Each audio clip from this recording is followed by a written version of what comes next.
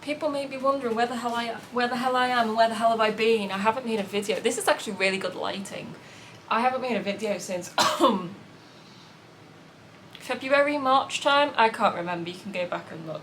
My original plan was to batch record a load of videos. Sorry if you can hear the fan. I'm not turning it off. I'm keeping it on. It's on setting 1 and I'm sure it won't make a difference. I should have brought my little... Do I have it with me? My little wind thing? Oh! Can I put it on while it's recording? Oh! Does it go that way? Right, that should make a difference. I'm sorry if that just killed anyone's ears. Put that in there for safekeeping because I want to know what that's got. This fluffy hat thing that my camera has is meant to stop the mic from picking up the wind. Focus. So where am I? I'm in a travel lodge in the tippity top of Liverpool, in a little seaside town called Southport. Why am I here? Because why not, really? Since March I haven't had the best time. Nothing drastically bad has happened. It's just been little niggly things one after the other, which has just made me just want to go on an adventure, really, by myself. 2 weeks, well, not last week, the week before, I went on a trip, my usual annual trip with my mum to Blackpool. We go every year. It's kind of just like, we don't do much. We went to the zoo.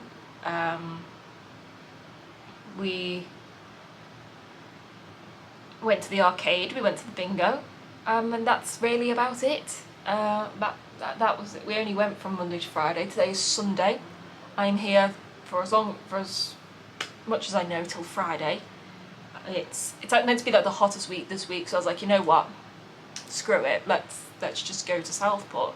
Not realising I didn't have any signal here. I had an hour just now of the most stressful time in the world because I needed to open my maps to find where the travel lodge in Southport was, and couldn't find it because I couldn't open my maps because nowhere had signal. I couldn't get, well, I have Wi-Fi here, I paid for Wi-Fi here, but I wasn't here and I didn't know how to get here, so I walked around for like over half an hour trying to find where I was meant to be. And it reminded me of that time when I had an eSIM in Australia and the eSIM servers went down, or that specific like network went down.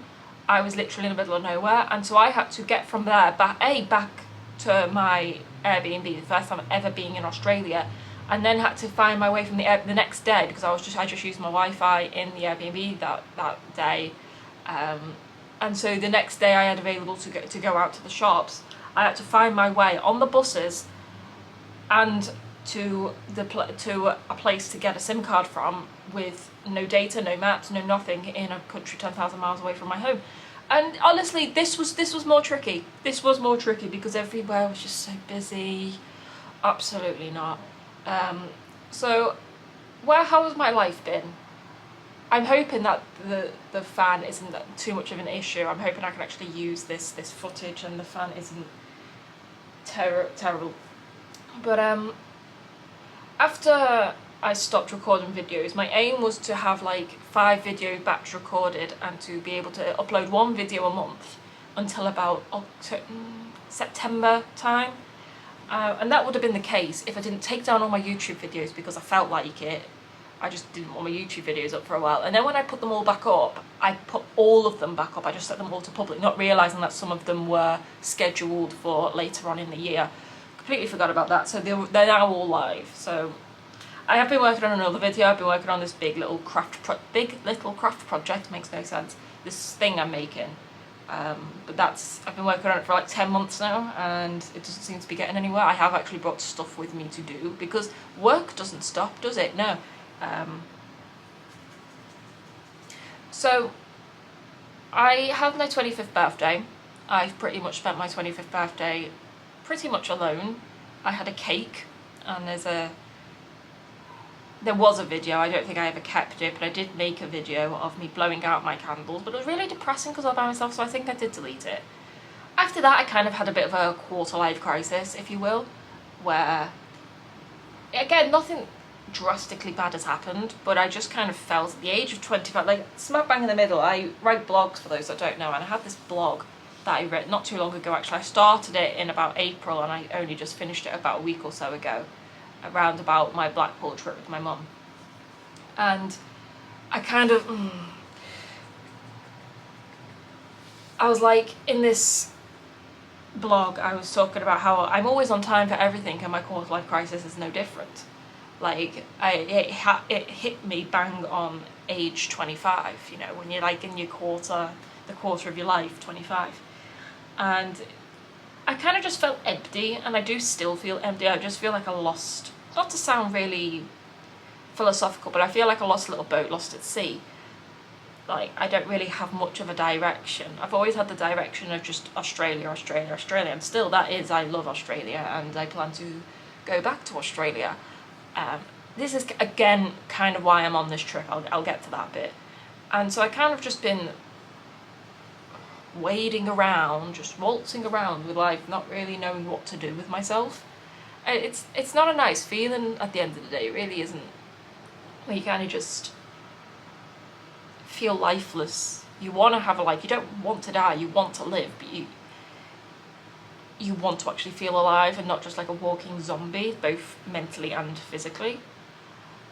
On my way here, so I'm trying to make a comparison, either a blog or a video, I'm not really too sure yet. Maybe I'll just mention it in this video and then mention it in a blog post I make about this place, because obviously I blog all the places I stay. All the different places that I stay, I don't redo places. On my way here, because I had a suitcase with me, because I'm comparing between a travel backpack and a suitcase, which one's easier to travel with. I decided to do my suitcase this time because I did my backpack when I went to Blackpool. And so I did my suitcase today. It is my suitcase. My mum borrows it every now and then, but it's the one I got when I went to Australia and I needed an extra bag because I buy a lot of stuff in Australia because Australia. So I took that one with me, and I took just my normal size everyday backpack as well, just so I had something. Just I've thrown some, you'll see, I'll unpack on camera, probably unpack most things anyway. I've just thrown like sweets in there, my camera was in there. I did take my tripod out of my case, but that was the only thing I took out of my case. Just junk in there really, just so I had a bag to carry around with me when I'm out and about.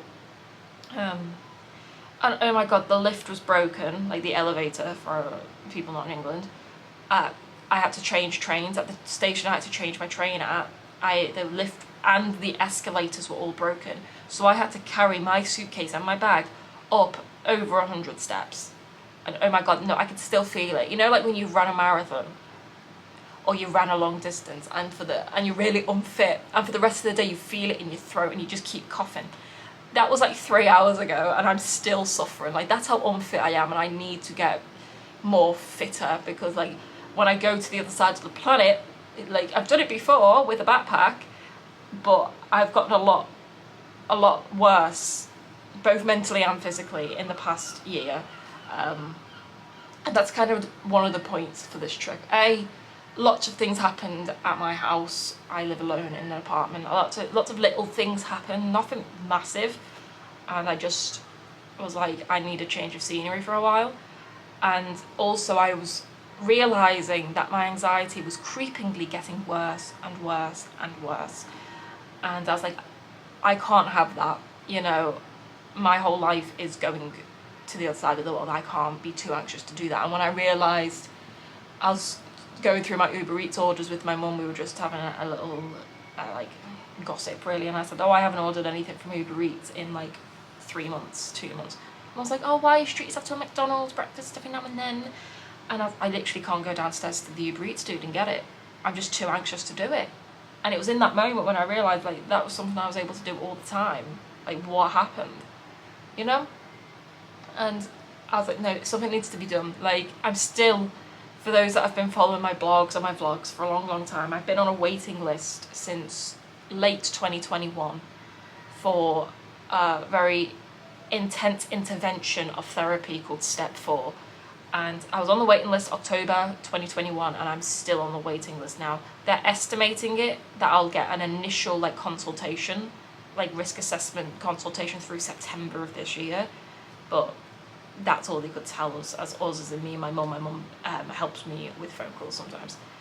And sometimes you realise you have to just take things into your own hands, even if it is just a temporary measure, to just try and combat the worst of the anxiety.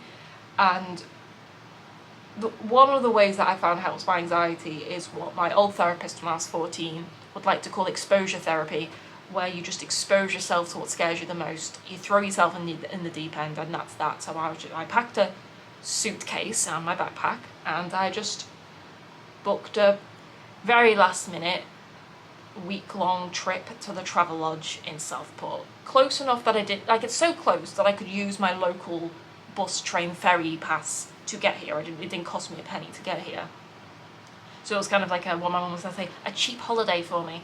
But it is close enough that I can get home for free on the Mersey line, which they run till like 1 o'clock in the morning.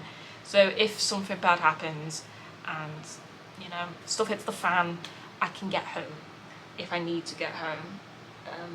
If all goes well this week, next week I'm going to Manchester for like stage 2 of my anxiety conquering boot camp, as I'm calling it. Because at home it's just been, again, nothing like traumatically bad has happened. Firstly, what happened first? Well, over the past, for the past like couple of months, I've been having parcels stolen from, all the carriers like to leave parcels, carriers as in like Royal Mail, Every, Amazon, all the parcel carriers like to leave parcels downstairs. And downstairs for me, I live in an apartment building, I live on the first floor, which is up a flight of steps, up an elevator, lift, and up another flight of stairs, because it's weirdly laid out. I live on top of a shop called TK Maxx or TJ Maxx, whatever it is in your country. I live on top of that shop, and so you've got to go up the steps to then get to the elevators for the apartments, so on and so forth. And downstairs, like before you go up the lift, there's big parcel boxes, so like everyone has like a slot for not parcel boxes, mail boxes. I wish those parcel boxes. I've asked them to put them in, but they're like, no, it'll cost too much money, like, which I get, but so everyone's got mail boxes, and then there's just like a shelf on the top of that, obviously. And couriers like to leave parcels. They don't like to ring our intercoms for whatever reason, because they're rushed off their feet, bless them, they are, but at the end of the day it's still their responsibility. They just like to leave them on the top of the mailboxes and wipe their hands and go for lunch. And because of this, it's a very busy road the road I live on. It's not a main road, but it's a taxi rank.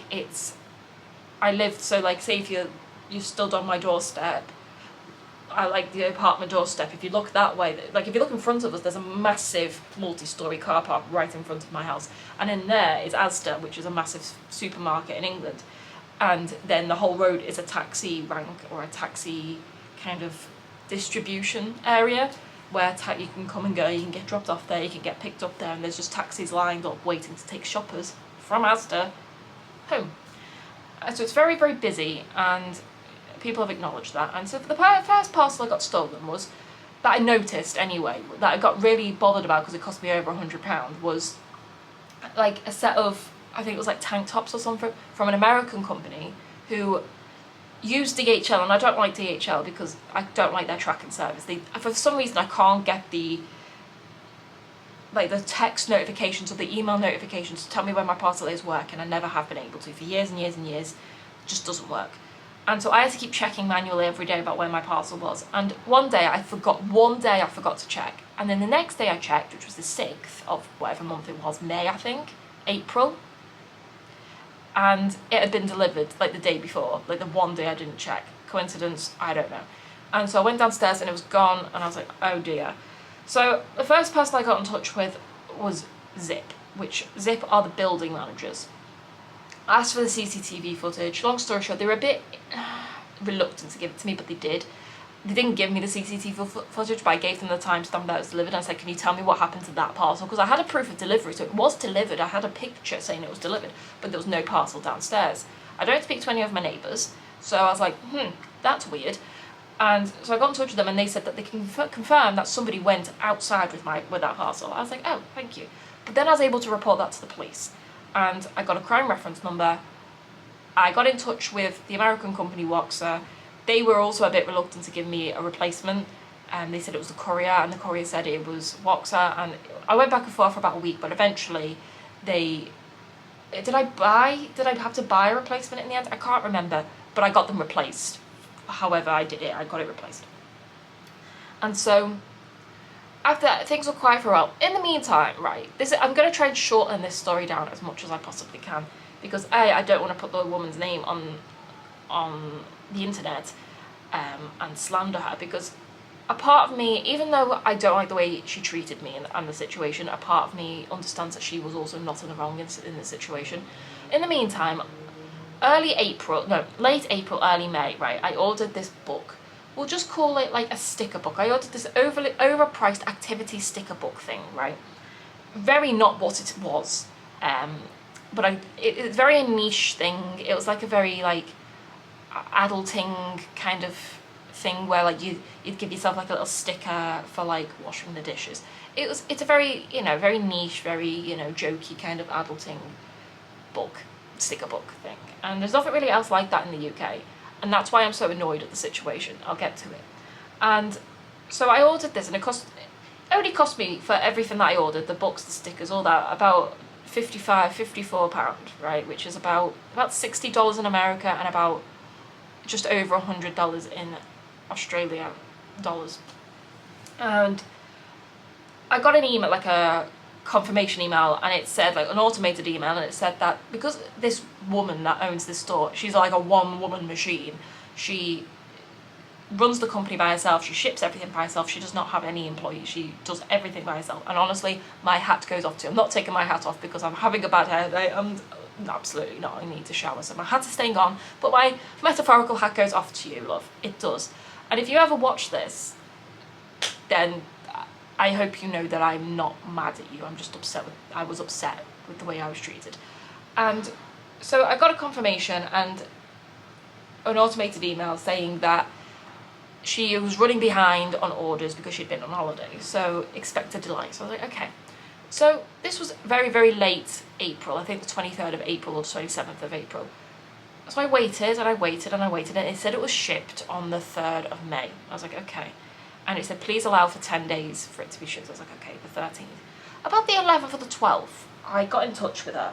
It took me forever to get in touch with her because she likes to talk on like Instagram, but like I don't really have social media other than like a Snapchat that I barely use, and that's it. Like I have an Instagram, but I don't use it as like a social media. I use it as like a photo album, like a digital photo album sort of thing. I don't use it to like talk to people on there. And so I found her email and I messaged her, and the next day, so the 4th or the 5th, she messaged me back very bluntly saying this was not the 4th or the 5th, I thought it was delivered the 4th, I'll get to that. The 12th, 13th, so round about then, right? I don't have timestamps anymore because I deleted the messages, but she was like, oh yeah, it was delivered on the 4th of May, and I remember because like, may the 4th be with you. It just stuck in my head. And I was like, well, no, because like by this point, a week had passed since the 4th, and I'd been going up and downstairs, going to the shop, going to my parents' house, going and getting on with my daily life, walking past this mailroom where, so she had tracking information. This is important, right? This is why I think she was technically a bit in the wrong. Like the situation, she wasn't in the wrong, but the way that she handled the situation, she was a bit naughty, a bit not doing the fair thing to do. So she had a tracking number for this parcel, which I never got. Not until I'd reached out to her a week after this parcel had been delivered. I'd never received any email. Even on the shipping information, like the shipping email, no tracking number on that. It just said on the email, the merchant will reach out to you with a tracking number, if applicable, or something like that. And she didn't. It wasn't until I got in touch with her and waited 24 hours. And then she showed me the proof of delivery, a bit like the time last time, and all of a sudden my heart just sank. I was like, right, it's happened again. And so I thought, so I did the exact same thing. I went to the building manager and I said, here's another parcel. The most annoying thing about this was, and why I'm not speaking to the building managers right now, is because when the first parcel, the parcel from America, the Woxer parcel, which stands for women's boxers, but they sell everything. I love them. Like their clothes are like really soft. I love them. But I said to them, could we please put some signs downstairs? I don't mean to sound like a martyr and like I'm trying to change how you do things, but could we put some signs downstairs addressed to the couriers saying, you know, could you please either leave things outside of residents' doors, or if they're not in, at least ring the intercom. And if they're not in, then drop it off at your local post office delivery centre, you know, or get it like to an in-post locker box, a bit like an Amazon box. We have them all over the UK. Drop them off there. At least they're safe. Having to go 0.3 miles to the closest locker is inconvenient, and that's what Zip have been telling me to do, is stop getting things delivered to my house, which, again, for someone with autism and anxiety, is something I shouldn't have to be doing. But I'd rather that than, you know, that's what I was doing with Amazon parcels in the end, because my Amazon parcels, I was having the same issue with my Amazon parcels. But I was getting them delivered to postal boxes at this point. And I said, could you please put some signs up? And they were like, yeah, we will on Monday. This was like Friday gone by at this point. They never did. And now it's happened again. So I went to Zip and I said, why have signs not been put up? And she was like, I don't know. Like, literally, a woman, really snotty on the phone, said, I don't know, maybe we haven't had time. Like, really patronising. Like, honestly, I was literally just asking a question. Like, I'm not a rude person, like, I'm actually as. I was shaking when I had to book into the Travelodge because there wasn't like a self-check-in. I had to talk to someone and I was shaking. Like, that's how bad I am at talking to people. I just wanted to know why signs hadn't been put up, because I was angry and upset at the situation.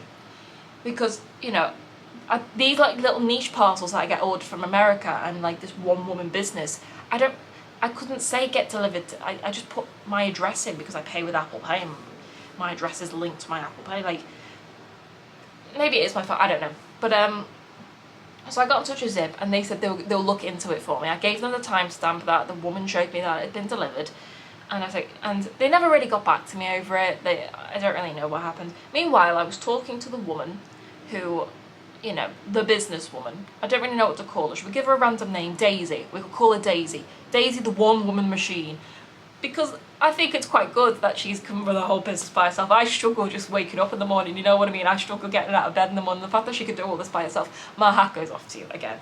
But please be nicer to people, because you weren't very nice to me. And so I explained the situation to her. I gave her, as far as I'm aware, I said, this has been happening a lot. I've been having a lot of parcels stolen. My building manager just seems to be thinking it's a joke because I asked for signs up. I was not aware that this had been delivered. I was not, you know, the couriers weren't aware that this was happening. You know, again, the only person I'm really mad at this point is the person that's actually stealing my parcels, you know. At this point, I wasn't very mad at anyone. So I asked for a replacement, right? I said, could I have a replacement of these items sent to my parents' address? Because I was thinking, this was literally just a book, a sticker book with a set of stickers, right? And so I was like, she probably has to mark these prices so high because she is a one-woman person. She probably does have to take a lot of time out of her day making these books and, you know, getting these books printed and running the business and shipping the items and all that. You know, that's probably why the prices were exponentially high for what they are. It's a small business and I love to support small businesses. I don't like these chain retailers. I'm not a fan of that. Like this t-shirt, for example, is from Rottnest Island and it's from such a small little niche shop. It's great. This is from Follow Your Legend, which is a really small business, which it's actually getting a bit bigger now, but it supports like wildlife. Everything else, these shorts were from Vinted. I didn't buy these new. So I'm very much, you know, against the chain places, and I will support a small business as far as I can. But you know, she as a merchant had the responsibility to make sure that that parcel was in my hand, and it wasn't. So when I bought it, I paid £10 postage. She charged me £10 postage for 2 parcels. One was like the stickers and one was the books. I don't know, she charged it per item. Now, for context, for a parcel, for a small parcel, the small, medium and large parcels in the UK, again, this book probably would have gone as what we call a large letter, which probably would have cost no more than £2 to post. Again, with the stickers, I'm not really too sure. I think the stickers were rolled up into a tube. So that probably would have cost £3.69 for a small parcel. So in total, no more than £6 for 2 parcels. But she charged me £10. Because I don't know why. And so when I had this picture sent to me of the proof of delivery, there was one parcel, And I was like, what happened to the other parcel? Have you not shipped that one yet? She goes, no, I ended up putting everything in one package and sending it as a small parcel. So she charged me £10 for one parcel that she sent, which would have cost her £3.69, because I've sold over, I'll put it here, if I can find it, I'll put it here, how many things I've sold on eBay. And I've hand shipped, like I've gone to the post office with every single one of them, with Royal Mail, who she shipped with. I've never sent anything via anything other than Royal Mail. I love Royal Mail. I just think they're quite good, apart from when they don't ring the doorbells for people. And I've sold like 500 odd things, 400 odd things, I can't remember, but I put it here so we could all see. And I've got some selling now, you know, so when I go home I can send them off. It's a way of me like maintaining my money. Like, you'll probably put the money back in the bank that I spent in the arcade later. You know what I mean? And it's just a good way of just, if I want something, you know, a one in, one out rule sort of thing. And so I know it wouldn't have cost any more than that. And so when I said, what happened to, why did you send it like that? Like, why? And she was like, because it was the best way of me distributing the £10. So I sent it tracked. I don't usually send it tracked. And I said, well, what good is it being sent tracked to me when you did not provide me the tracking number? She goes, yeah, but you didn't pay for it tracked. I said, yeah, I paid for 2 parcels, which you didn't do either. So we were bickering back and forth like a bunch of little school kids, really. I know that I was in the right because I paid for 2 parcels. She said that she sent it tracked instead of being 1 parcel tracked instead of 2 parcels untracked. But she didn't want to give me the tracking number because I didn't pay for tracking. I paid £10. Like, it's cheaper to get it signed for, which is where the Royal Mail man has to give it to me and I have to put my signature in. It's cheaper to do that than to get it tracked. It's like, to get it tracked, a small parcel tracked will probably cost about £8. To get it signed for will probably cost about £5. So none of them total up to a £10. None of them for 1 parcel. And it wouldn't have been any bigger than I saw the size of this parcel, like I saw the size of it before it got stolen on the picture. And it wasn't anything bigger than it wasn't a medium parcel, it was a small parcel. So we argued back and forth, and I kept reiterating, I said, neither of us are in the wrong here. You know, we are both the victims here.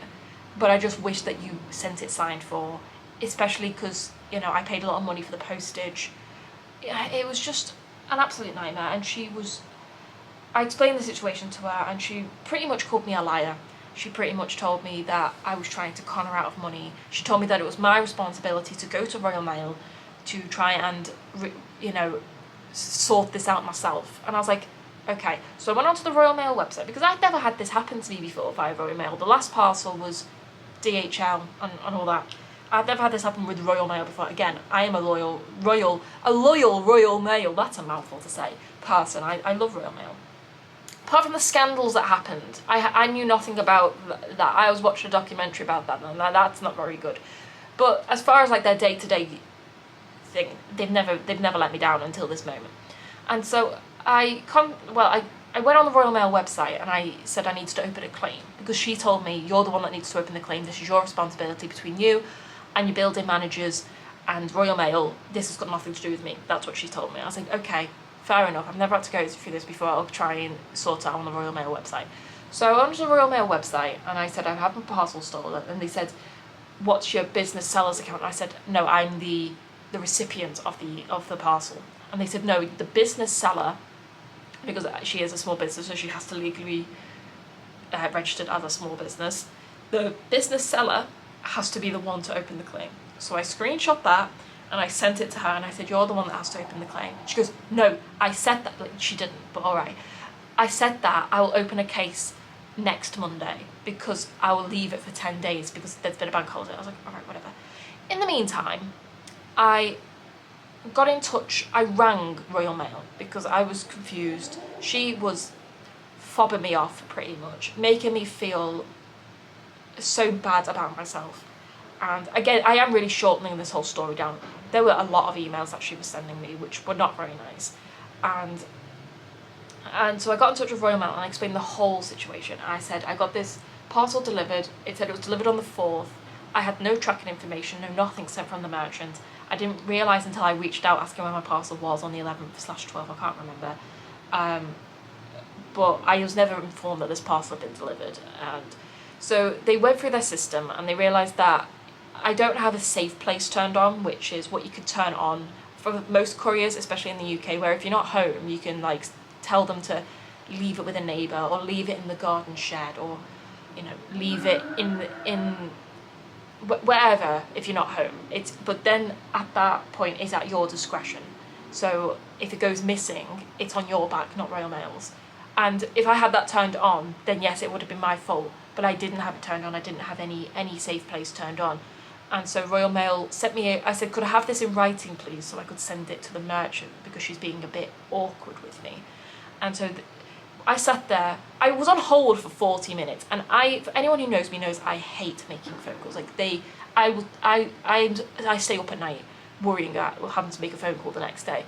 I was on hold for 40 minutes, and then on the actual call for another 30 odd minutes, as the woman stayed on the phone with me as she hand typed this whole email and sent it to my email, checked that I had it. That was her own doing. I didn't request that at all.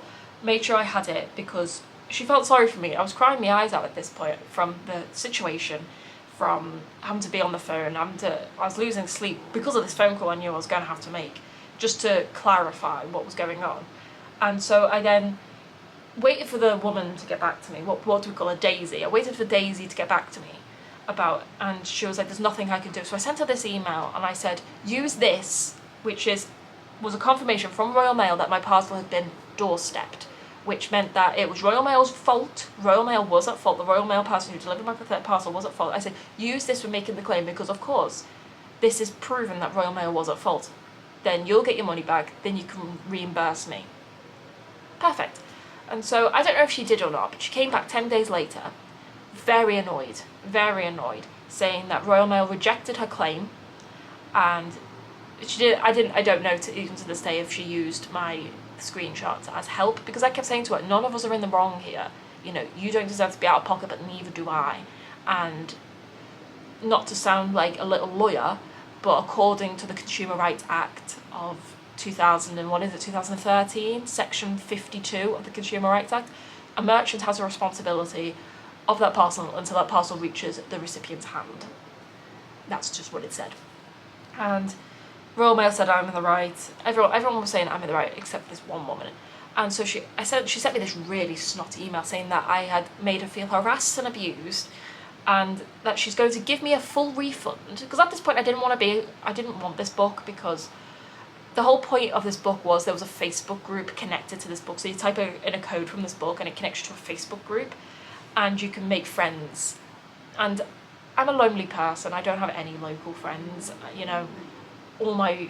Everyone I talk to is online only, pretty much. And all I really wanted was people to talk to about, finding common ground, because there was like a little crafting badge sticker where you could show people the crafts that you've done. And all I wanted was to be a part of this Facebook group. But at this point with this woman, I was like, I don't really want to be a part of that community anymore. I never asked for a refund outright, because again, I wanted to be a part of this group even if I didn't speak to her. I wanted to speak to other people. And so she pretty much messaged me after 10 days of hearing nothing from her, saying that, Royal Mail rejected her claim, that she was going to give me a full refund, and that she felt harassed and abused, and that I should never contact her or order anything from her shop ever again. And she doesn't like the way that I treated her. And now I wish I had the emails. I deleted it because I was so upset. But my mother will vouch for me when I said that I was not mean to this woman. I am not a mean person. I am a person who would never kill a fly. As the saying goes, I walk slowly past pigeons to not scare them. I do not have a mean, harassing, abusive bone in my body, and I wish I still had the emails. If I can get them, then by all means, but I don't think I have them. And it was that situation which kind of just drained me. I was like, and so after that, I didn't order anything for a while. And then I didn't have Facebook. I didn't have Amazon at this time, because in the meantime, away from the parcel stealing debacles, I had gone through this whole, I want to have less technology and I want to live more, I want to be alive, I went through one of these phases because I was feeling a bit like, I was feeling a lost little soul. And so I sold my TVs, I sold all my Alexas, I'm sorry if that set any of yours off, I sold everything, like technology-wise, not my phone, not my laptop, not my iPad, not my camera. I sold my big Switch and bought like the small handheld Switch so I can still play it. Didn't bring it with me, but I wish I did, but oh well. I'll just play The Sims. I've got my laptop with me if I get bored. But I will go out soon, but I wanted to make this video. It's going to be stupidly long, this video, isn't it? We've still got to unpack. So I made an Amazon account because I closed down Amazon. I was like, I'm only going to shop in like physical stores, but it was a way of me trying to help my anxiety, really. But there was something I wanted specifically with the scrapbook. You know, these, you've probably seen them on like Temu. If you shop on Temu, don't shop on Temu. It's bad for the environment. Or like TikTok, these like Up inspired from the Disney movie scrapbooks. So I got one of these because I wanted to make a scrapbook with all my Australia stuff, because I didn't like all this stuff just being hidden in a box. And at this point, it's taken up 2 boxes and it's took up a whole cupboard in my bedroom. And I'm quite limited on space in my tiny apartment. So I was like, I'm gonna make everything into a scrapbook. What I can, there will still probably be a small box with like the stuff I can't put into a scrapbook. And I really want it, and I didn't want to shop on Temu, so I shopped on Amazon, which again probably isn't much better, but I found it was cute, and so I bought it, and as well as like a little journal and some pencils. And it got delivered at 11 minutes past 12, right?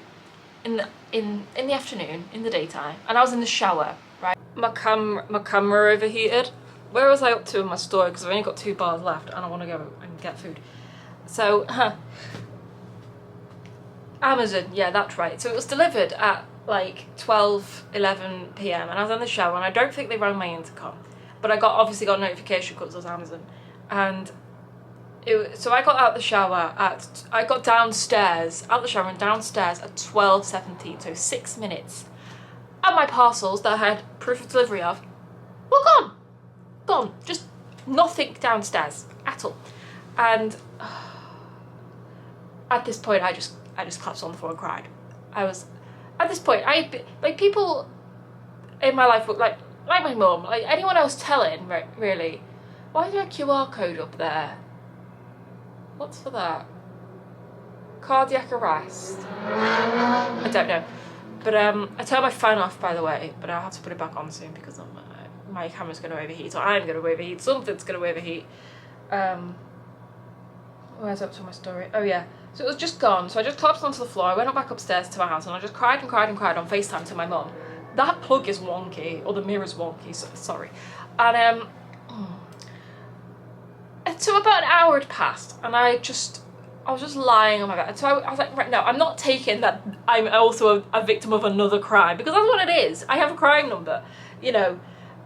I couldn't get one for the one with Daisy because Zip were just not playing ball with me there. Long story short, there are signs up now though, because of this specific incident. Now, specific, not a river, not an ocean, sorry. So I went back downstairs after an hour, and lo and behold, there were my Amazon parcels, not in Amazon boxes, just piled up. My scrapbook, my journal, my pencils were just in a pile, just pretty much outside my door. Just they were just there.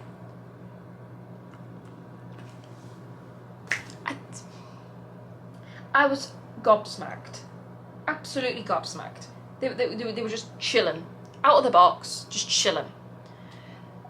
And, like that was my initial reaction. I had to FaceTime my mum. I was like, look what's turned up. Oh my god!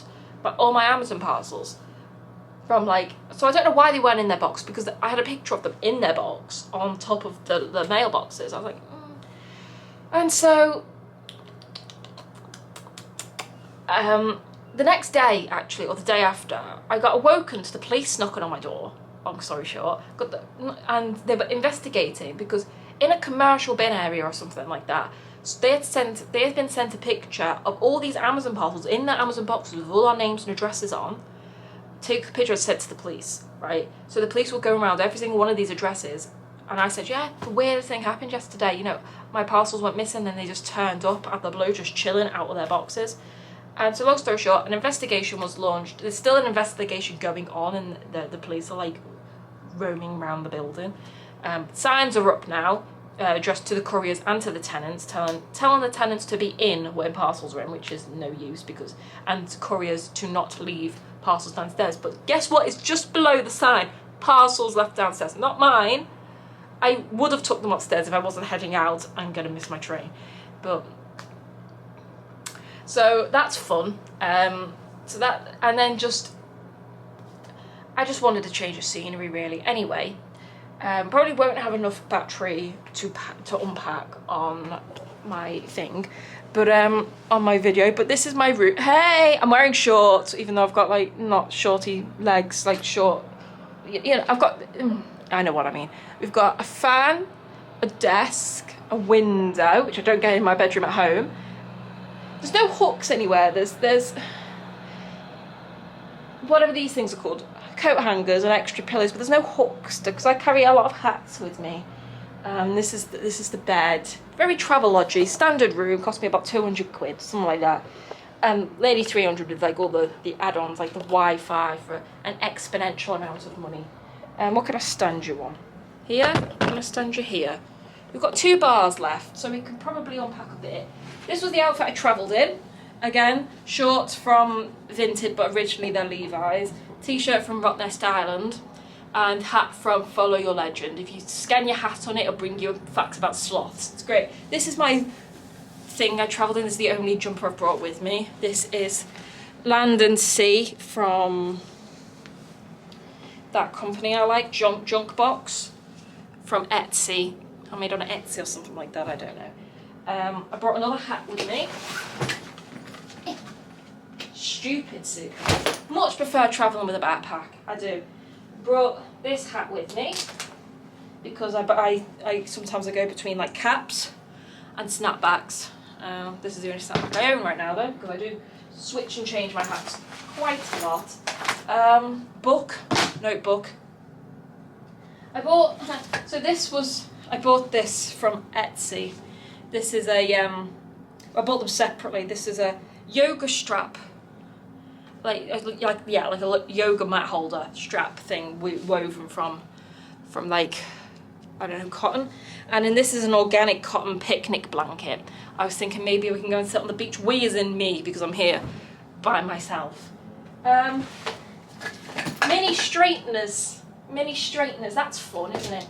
A belt, because apparently I need one of those. A leather jacket. It is getting colder throughout the week though, so I might need it, and it goes with one specific outfit. That's the bag for my tripod. The missing vests that I got, I had to rebuy or whatever happened. They're fun. Like tank top, vest tops, whatever you want to call them. Mini hairdryer. They came as a set from Kenzie, I'd like to say. Kenzie. They work very well. Also, I forgot to tell you, I flooded my kitchen because I left the tap on. For those that don't know, perfume, hair ties, hair stuff.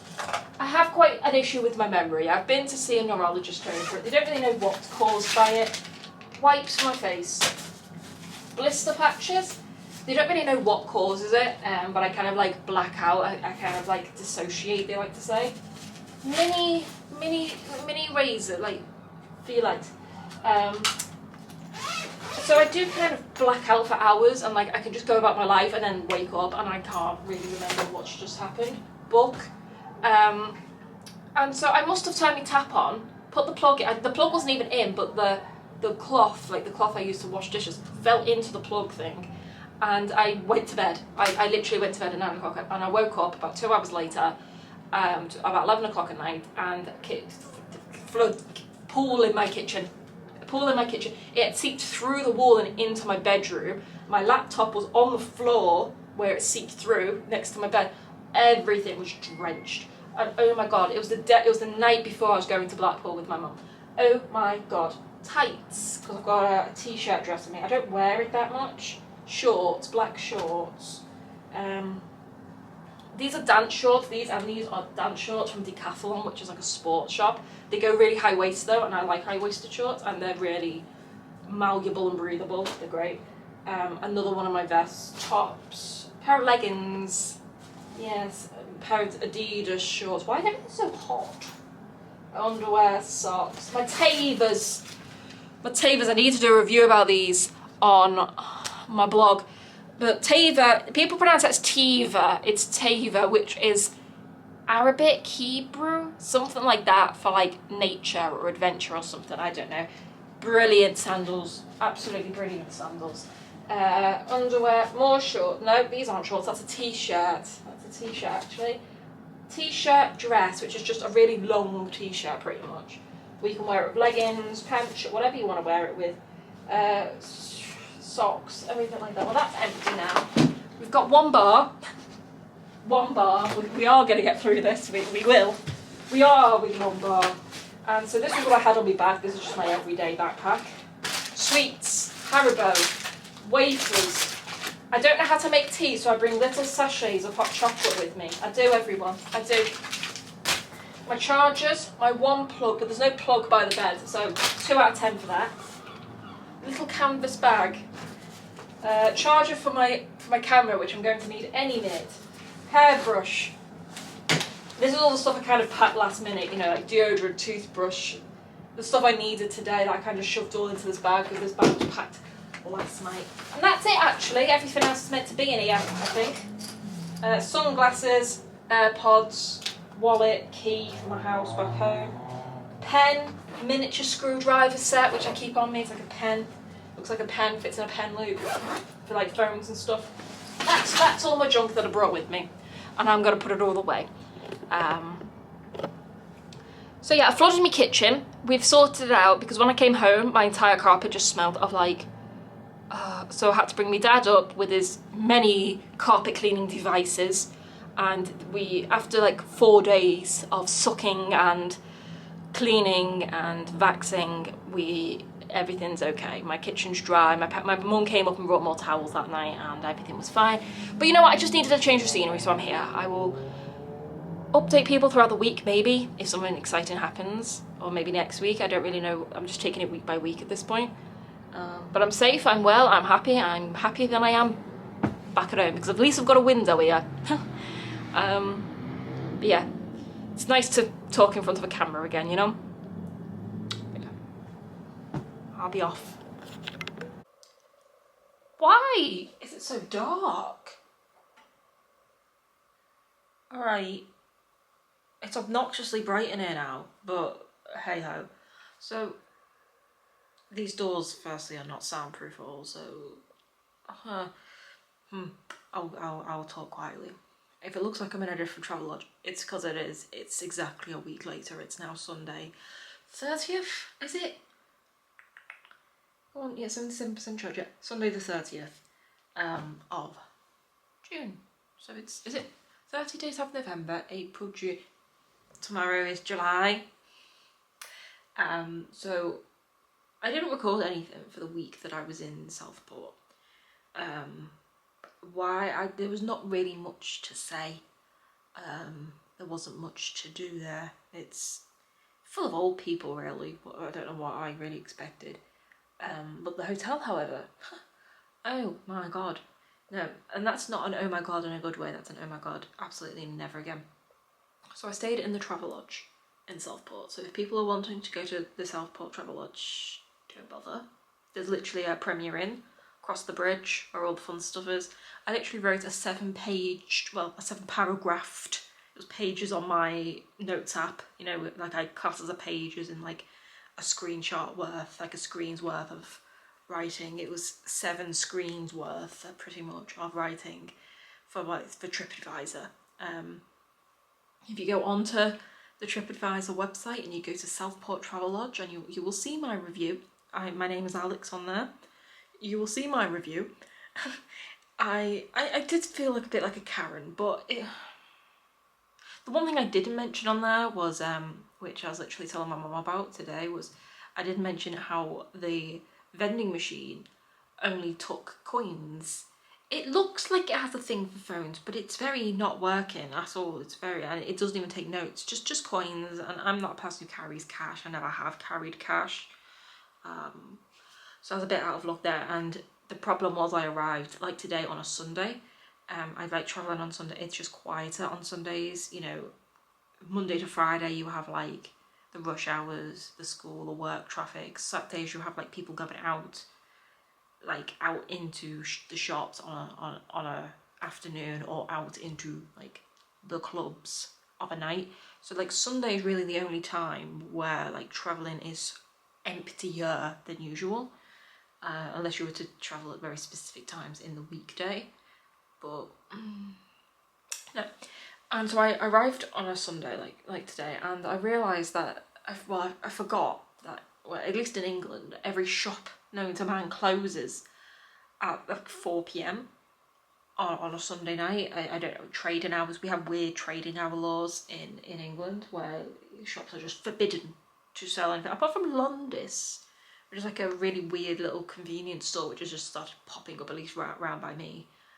And they're open, like they're even open Christmas Day, like they're never closed. Like, but there was no Londis in Southport, no, there was a Morrison's, and it was closed by the time I had no drink or anything. And anyone who knows me knows my absolute hatred for water. Like, I've got water in this bottle right here. Don't like it. Like, I brought this from home just in case, because I'd rather not water than nothing. But the tap in this stupid hotel room that I stayed in last week wouldn't run cold. It was just like lukewarm. Even the cold tap was lukewarm, and I'm not drinking that. And it was like the hottest week ever. I wasn't really that hot.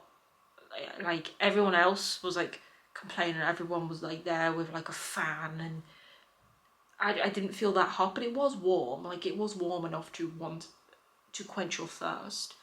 So I had to just end up ordering KFC to the hotel, even though I wasn't hungry at all. And I just literally got like some chips because I felt weird just ordering drinks. I did try the vending machine obviously before that.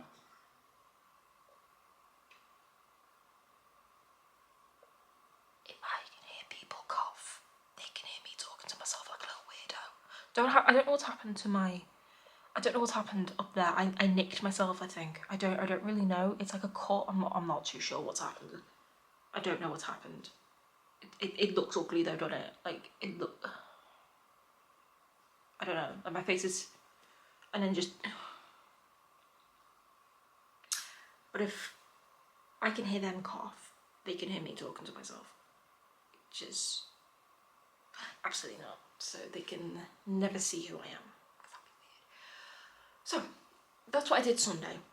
Eat my chips and drink. So I bought a Tango, some orange juice, like a little thing of Tropicana, like it's a brand of orange juice here. There was another one's more Pepsi Max, I think, just like the normal sized, was it 330 milliliter, is it? 400, something like that, you know. And I literally just down them all in one go. Like, people, my mum will tell anyone, I don't drink much at all. And you'll see me with the same can of whatever, unless it's like, you know, tiny. You'll see me with the same can of whatever for literally the whole day. I just sip it throughout the day. And it is quite worrying because I don't drink anything other than fizzy drinks. It is a problem that I am trying to get out of. Fizzy drinks or like orange juice, but it has to be like the orange juice, not the one you add water to. I don't really like that stuff unless I have to drink it, you know. So like fizzy drinks don't need dehydrating or something to do with the carbon inside of them. Don't like I don't know. Don't believe everything you hear on the internet. And so like me only sipping that is not good for me. It's probably why I always have a headache. Like, I've literally just taken pain meds for my headache now because I've always got a headache. But today I've been crying a lot actually. But we'll get to that. I'll go back to last week. So I drank all my drinks in one go because I was really thirsty because I hadn't drank all day. And I went to bed pretty much. I looked on the 28-inch TV. I do all my research about these rooms before I stay in them because I'm Alex. And what did I do after that? I went to sleep after the Monday. I woke up. I can't even remember what I did on Monday. I don't know. No, but I didn't do much the whole week. I googled because when I arrived at the hotel, I might have mentioned this, I haven't even looked at my last clip of this yet. It was a week ago and I literally I haven't even been on my camera since.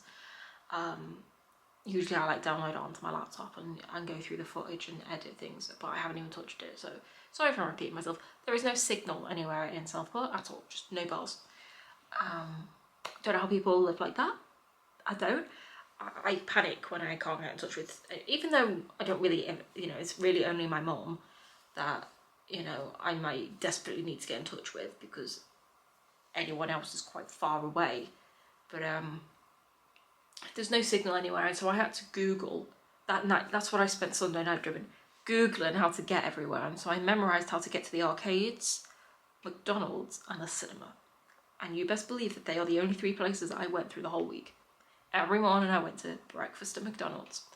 It did start to remind me a lot of the week that I went away. I think I did mention this in my last clip that you've just seen. My week away in Liverpool back in 2022 as kind of like my little Australia training trip that I went on. Back in, like, when was it? April? March 2022? I can't remember. And because every day I just went to McDonald's, because not because I'm obsessed with McDonald's, it's actually quite the opposite. Like, the more I'm eating it, the more I'm just like, I'm getting bored of it. But it's because it's got that thing that I can do. And so every morning I went for breakfast at McDonald's. Then I would go down and I would sit. So I'd go like to the bridge, and then you'd go under the bridge, and there's just 1,000 million ducks. If I can find the video that I took, I think I posted it somewhere, Instagram maybe, which I just use again as just like a photo album thing to share with people that I want to share it with, person that I want to share it with, you know. If I can find the video, I'll put it here somewhere. There's just a line of ducks. It was heaven. Anyone knows I love ducks. Absolutely obsessed with ducks. I don't know what it is. Not like the rubber ducks. Like, there's that girl on TikTok. I don't have TikTok anymore, but like that little girl who's like obsessed with like the yellow stereotypical rubber duck. No, I'm like, I love ducks. I love the way they waddle. I love the way they quack. I could just watch ducks all day. I just love them. I just think they're just a superior animal. Like, they can fly, they can swim, and they can live on land. Like, what a superior... They're more better. Top-notch grammar, Alex. They're better than humans, really. We can't fly, and only a percentage of us can swim like the way ducks can. They just... I love them. Geese, however, absolutely no. Absolutely not. I'm petrified of geese. I have been chased by geese multiple times. I like to take pictures of wildlife in general. But I once took a picture of a goose and it chased me. Like, it chased me through Chester Park in Chester. Don't know the name of the park. What's it called? It's got a name, like King's Park or something. It's got a name. Queen's Park? Don't know. But Thursday was when I was like, you know what, kidda beans, absolutely not. So I spent the whole week, you know, and then after I'd been to see the ducks, I'd cross the bridge to the arcade, because it was just on the side of the bridge that I was staying on. It was just kind of on the bridge there. Go to the arcades, spend far too much money trying to win teddies, tickets, etc. And then I would go back over the bridge, watch a random movie for £4 or £5.99, something like that. But first I'd go to Pound Stretcher and get popcorn and sweets and a drink, because I'm not paying the view prices. I'm not doing that really, and I didn't really want to speak to them. So I buy the tickets on my phone. For the first time, I thought, like, I don't usually go to the View, I go to the Odeon usually, because that's the one in Liverpool. Liverpool one, up the step. I go to that one. Anyone from Liverpool knows exactly where I mean. Opposite Pizza Hut. Yeah, I usually make a day of it. I go to both when I'm going to the cinema. They have like even in Australia, I've been to the cinema 3 times in Australia. Technically they were all the same cinema, but they have the exact same touchy things so I thought all cinemas had them. Not the View in Southport, no. So the first time I went to go and watch Inside Out 2, and I walked in, and usually they're right there by the doors. No. And so there was this horrible long walk, but I was the only person in there, because it was just like a random Monday or Tuesday night. It was Tuesday night. I went to this, I can't remember.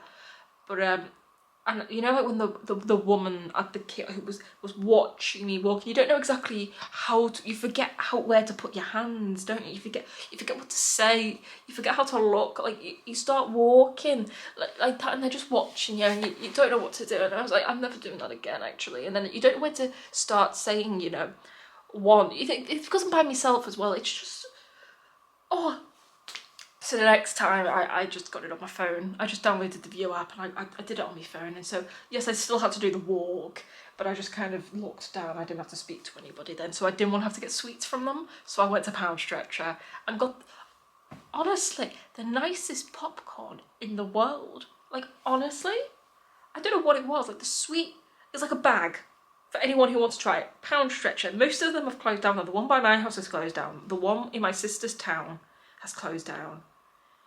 And I don't know where else there is a Pound Stretcher, but the two I've seen are gone now. Like B&M, is it B&M that's closed down? Nah, Wilko's is closed down. Great little shops they were, honestly. But yeah, Pound Stretcher, Southport, or any other Pound Stretcher, bag like this of popcorn, and they do like, all like the buttery, I don't know, but I only like salted popcorn, but this was like a sweet and salted popcorn. Very nice. Very nice. There was no hard bits. I've got no friends, but so yeah, I did that for the whole week.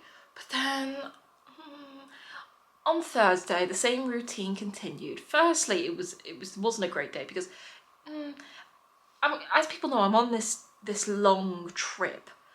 I've now dubbed it as my anxiety boot camp, where I might have said something along those lines in the last clip. It's been a week. I've slept a lot since then. I can't remember, but it's kind of like, I don't really want to be at home anyway because of the whole saga we got into last time. But I'm going to the other side of the world again soon, and I feel like my anxiety's gotten a lot worse since then.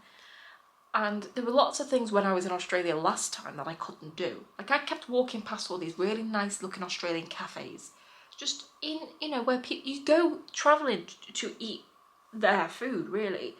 One of the many, many reasons. And I kept going, I just kept eating chicken nuggets from Woolworths or chicken nuggets from McDonald's. And I'm like, why am I spending like upwards of nearly £10,000 in total, like with all my flights, all my Airbnb, everything like that, all in all hands in, probably 8 grand to just eat chicken nuggets? But I'm so scared of cafes and just talking to people and not knowing what I have deemed to my mum as, is it a standy uppy or a sitty downy, which sounds like some sort of toilet jargon, but it's not.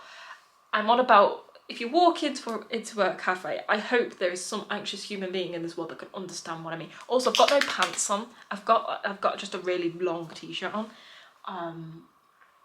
because I've just literally got out of the shower, hence the wet hair.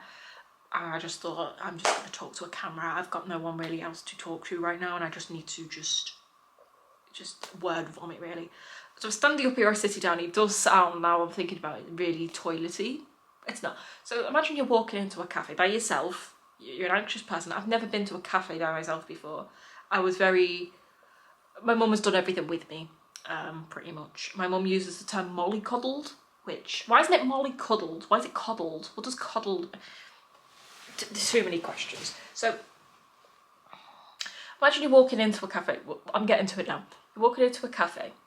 Firstly, do you sit down, look at the menu, and then someone comes over to you and asks you what you want? That's a sitty downy. Or do you go to whether it's a kiosk, a counter, a bar, and this is going to play a role in a minute when I tell you the day I've had today. And then you order it standing up, and then you can sit down. That's like a half uppy downy. Or then do you stand and wait for it, and then they give it to you, and then you take it back to your table? That's a standy uppy. I hope somebody can relate to that. And so I don't know. I know realistically, like, I've been to these many times with my mum, but I do kind of zone out, and I shouldn't zone out. Not out of like idleness or laziness, or it's more just like an anxiety thing. Like, I kind of zone out anywhere I go. I kind of just head down. I don't look at people.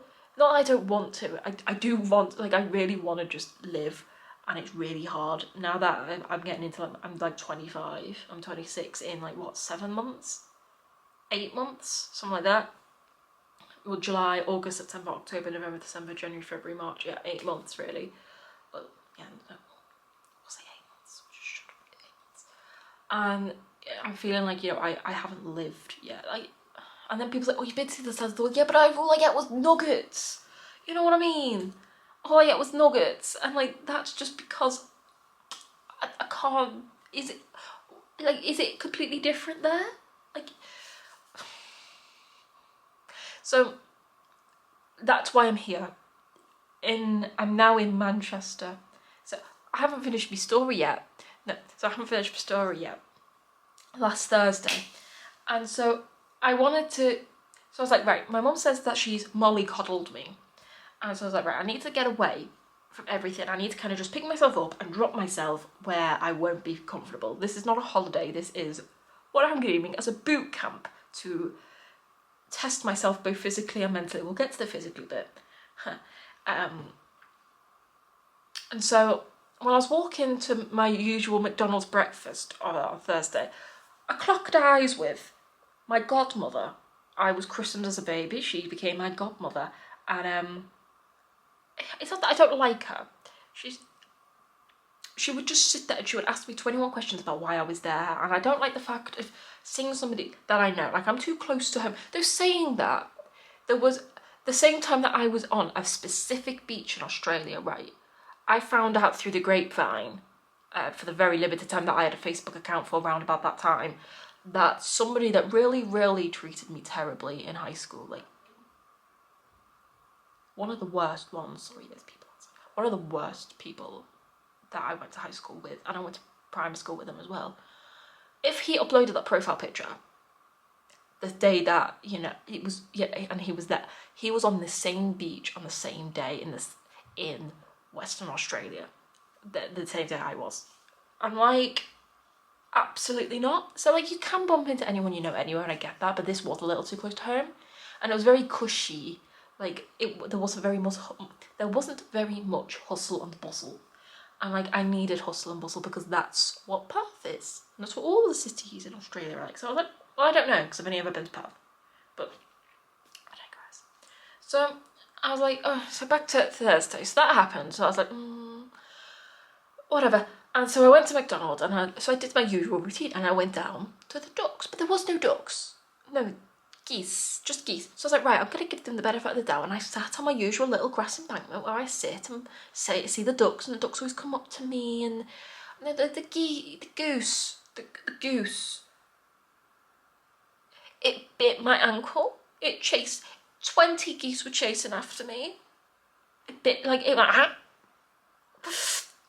No, I just got up, and like, I shouted at him. Like, there was a family of like 1 million adults and like 1 million kids. They were there laughing at me, like, because I was like, ow, you little nasty.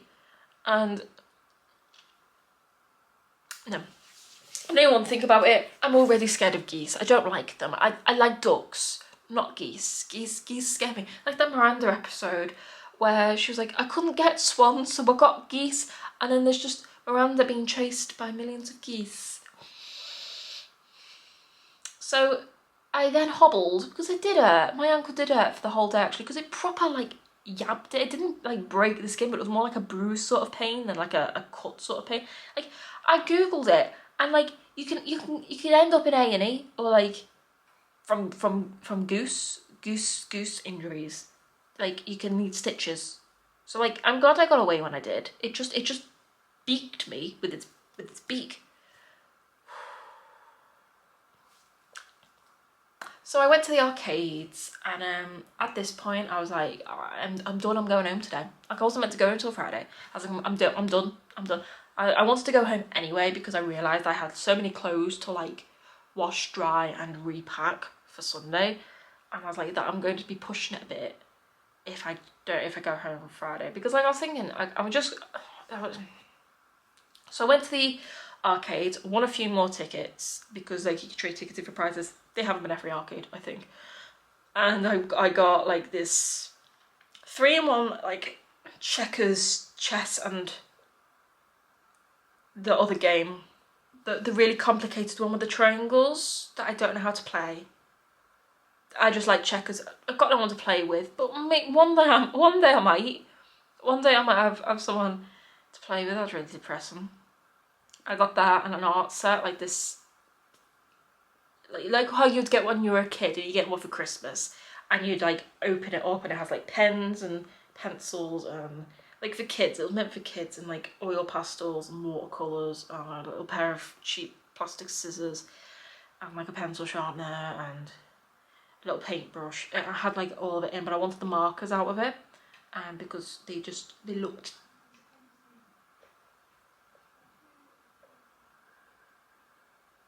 nice. They looked nice, and so I got that. And then I'd also won like 2 teddies. I'm not, when am I uploading this? Probably when I get home. So if I can take pictures of them when I get home, I'll put them here. One was a squirrel and one was a deer. I like a baby deer.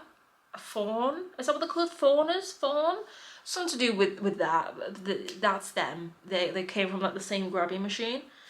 I wanted to win the whole set, but this one cost me, the squirrel cost me 30 quid to win now, because I hooked him under his tail, right, the first try, and it kind of bounced him over the edge, and then it just wouldn't grab it, and I kept putting a pound and a pound and a pound and a pound. I was like, I'm getting it, and it was about 25 quid later, I was like, he's mine. My mum wasn't best pleased when I showed her on FaceTime that night. 30 quid for that, yes. So I got me little prizes, and then I was like, this was by this point it was 11 o'clock in the morning. I was like, well, now what do I do? I've watched everything I want to watch in the cinema. I've got me prizes from me tickets. What do I do? Do I go back to the hotel? Then, because the hotel didn't have a restaurant or anything attached to it, I didn't pay for like pre-booked breakfast, anything like that. So do I spend another £20 tonight on food? And then, because I would already plan to get an Uber home, because I hate like rolly cases on like uneven floors.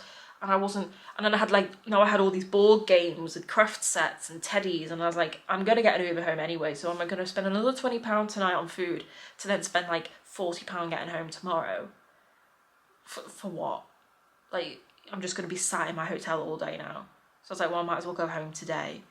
So I had enough of that hotel, and I was like, absolutely not. Everything that went wrong. It was an absolute, I don't know. And on Friday, no, wouldn't have been Thursday night. On Wednesday night, I was sat downstairs, like outside, waiting for my, what did I order? Pizza? I think I ordered a pizza, from Pizza Hut or Domino's. I can't remember. But I was sat downstairs waiting for it, and I touched something slimy. Like, I was sat on because the thing was, it was tickling my leg, and that's the worst bit about it, because I went to itch my leg. I didn't go to randomly touch under the bench. So I sat on the bench, and I was wearing shorts because it was really hot that week, and so something was tickling, so I thought it was just an itch, and so I went to like itch under my leg, and there was something so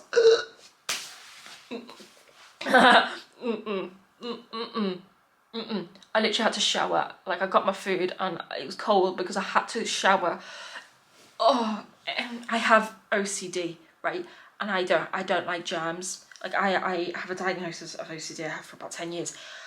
And germs and like snails, anything slimy. I don't even like slimy food. Like, I don't like wet food either. Probably why I love like my what I call my safe foods. Chicken nuggets, chips, it's stuff I know will never ever be slimy. Though I do have a thing for, like, I love any vegetable or fruit except for when it goes slimy. Like, oh no, so, nothing slimy. And I touched it, and it was trying to crawl on my shorts. I don't know what it was. I didn't even look what it was. It was dark outside. This was like 10 o'clock at night. Never again. And so I came home I've got a really itchy nose because I've been crying all day. I'll get to it. I felt really ill in the Uber, actually. No, hats off. This is the best Uber driver I've ever had Thursday afternoon, right? Firstly, he helped me with my bags. I had like a million little bags because nothing was fitting in my bags, and everything was falling out of my bags. And because I was about to leave, I'd ordered the Uber driver was 2 minutes away, and I had to get, I was on the 5th floor, and I had to get down to outside in 2 minutes. And I looked into the bathroom, I'd forgotten like all my bathroom stuff, like my shampoo. I had to buy shampoo when I was there because the thing was empty. That was just one of the many complaints I had. And I was just like, I'm not going to ask them to refill it because no. Because I don't know why Travelodges do this, but the reception is on a different floor to the main entrance. So like you've got to actually go to that floor to talk to them, instead of just like giving them a nod as you're going out. It's and then you'd have to get back in the lift and go back down if you had no. So I bought my own shampoo. What are people doing? It's literally 9:30 at night. And so I forgot to pack everything, and so I had to shove everything in one of these bags and just hope nothing leaked, and left. And I felt really ill. I'm not good in cars, especially like very last minute. I didn't get any travel sickness pills. Usually when I'm traveling, I take travel sickness pills. Fine in the front seat of a car if it's like someone I know, so my anxiety levels aren't up, like my mum or my dad or anyone that I know and care about and isn't a stranger. I'm usually okay with it as long as I'm sat in the front. I have to be able to have full vision, and I can't be looking at my phone. And because I didn't know who this person was, he kept talking to me, and like I love that. Like he was telling me all about his trip to Doha Airport, and I told him I went to Doha Airport. He told me he was actually a very small YouTuber who likes to record things in Manchester or something. And so if you ever come across this Mr. Uber Eats driver, I don't know your name, but I was feeling really ill, and he kept stopping for me, and I kept telling him I feel really ill, and he was opening a skylight for me. He was just really accommodating, so I gave him 5 stars. And then so I got home and I just stripped off because I was like, ugh, I felt ill. And already there was like politicians knocking on my door because it's the election soon. And like I'd literally been in like 2 minutes. I was naked. Like, I'm not opening the door to you, Julia, or whatever your name is. There's people chinwagging outside. And so that was my week. I went home. I just rested. I didn't even think I left.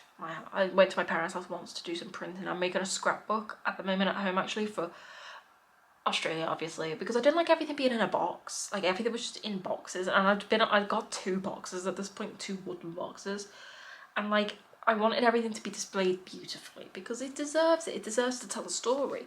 And so I got a scrapbook offline, and I'm working on that right now.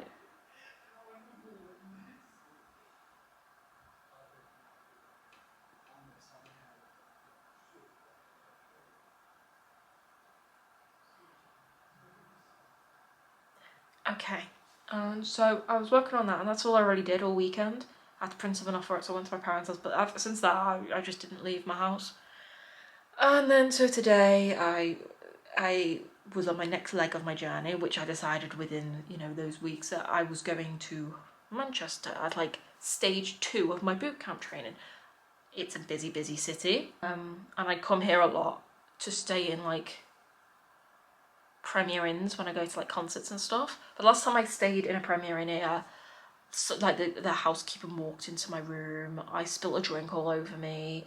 It wasn't a great experience, actually. I was going to see Jack Whitehall, like a comedian. It wasn't even a concert, it was a comedy show. I'm like, don't go to a comedy show by yourself. Actually, do, because we need more people to advocate for like doing things on our own, because I just get stared at all the time. Like, I don't like doing things by myself, but there's not much else I can do unless, and so yeah, I don't have the best experiences with Manchester. So I came here. I got the upgraded room. Because I was like, I'm not staying in that again that I just been in. I know it probably wasn't the effect that it was a standard room, but it was the actual hotel was just very outdated. I just got the upgraded room as an extra. This cost me $260, I think, and the upgrade was another $120. So like a third, something like that. I don't know. There's not much difference. I'm trying not to show my legs. It's got a nicer desk. It's got nicer curtains. It's just very grey, more grey than the last room. It's got a 32-inch TV, so you get an extra 4 inches of TV. You get an actual wardrobe-looking thing with an iron and an ironing board. And that's my little fan, that thing there. It did come with a fan, but they seem to be really loud. These are venti fans. You've probably seen them on like the internet. And they come with what I found.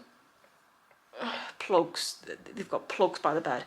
What I found the most infuriating last week, right? Because it was really hot. I like to have a fan on anyway. But my fan, which I left at home because I requested a fan, like, you can ask for fans and stuff. So there's going to be a fan in my room. And So I didn't bring that fan last week. So the fan that they gave me, it was plugged in, but... So I had the kettle plugged in one plug and the fan plugged in another. There was no plugs by the bed, and the only other plug was one by the mirror on the other end of the room. Same exact layout, the other end of the room. And there was nowhere to charge anything, and so I had to keep unplugging my fan and unplugging my kettle, and I was like, absolutely not. So these have plugs at either end of the bed. It was just great. There's plugs on the desk. There's a separate plugs for the... This one comes with a coffee machine as well, like a Lavazza coffee maker. I don't drink coffee. I don't mind iced coffee. I had it once in Australia, and I was like, I was a bit, and then I had it once, and then I bought some from McDonald's. I was like, it's not that bad, but I don't like hot coffee. I mean, nowhere in England sells cold, like, iced coffee. Sometimes I make it at home, like I buy like the little things of it in Asda and I put ice in it. Probably not how you're meant to make them, I'm not really too sure. But I like whatever concoction that I've made. I get them sometimes. Different runner, it's just more grey, more me. Slightly different picture on the wall. Random picture of Manchester on the wall. Apparently they do them in all the super rooms, which is what these are called. Yeah, the other fan's up there. Being loud. I haven't even got it plugged in. What else is different? A different chair. Oh, that's me watch. I have me watch hanging off the tripod handle. Different chair. Just very grey, really. I brought my laptop with me. Didn't bring my iPad with me this time because I realised you can only connect 2 devices to the Wi-Fi. Like you pay £12 or £15 or something.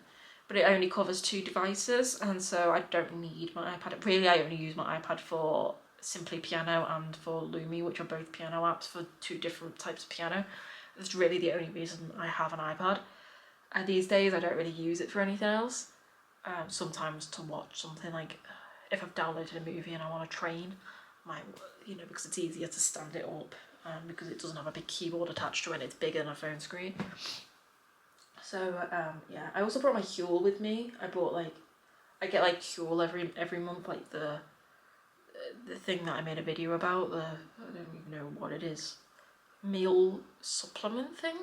I bought it just in case there are days when I'm too anxious to go and eat. I'm like, I'm not gonna starve. So today I was like, last place didn't have a cafe or a restaurant or anything. It didn't do breakfast or dinner or anything like a proper like sit down meal.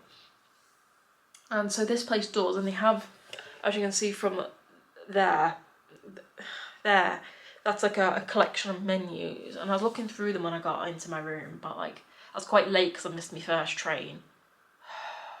What a stressful day. And then I got locked out, like the doors weren't opening, like it was 3:30 in the afternoon, and so by the time I actually got into my room, it was like 4 o'clock. And so I was looking through the menus, and I was like, I want to be able to do that. Like that's technically a cafe, isn't it?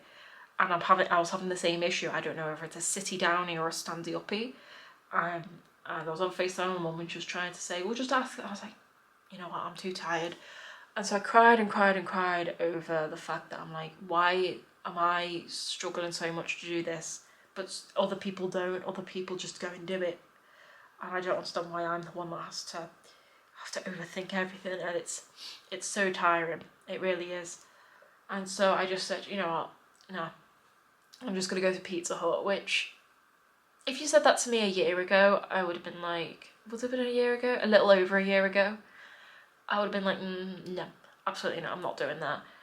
And I did do it once, I think it was going to see Dean Lewis, or it was one of these concerts, and it was that exact Pizza Hut.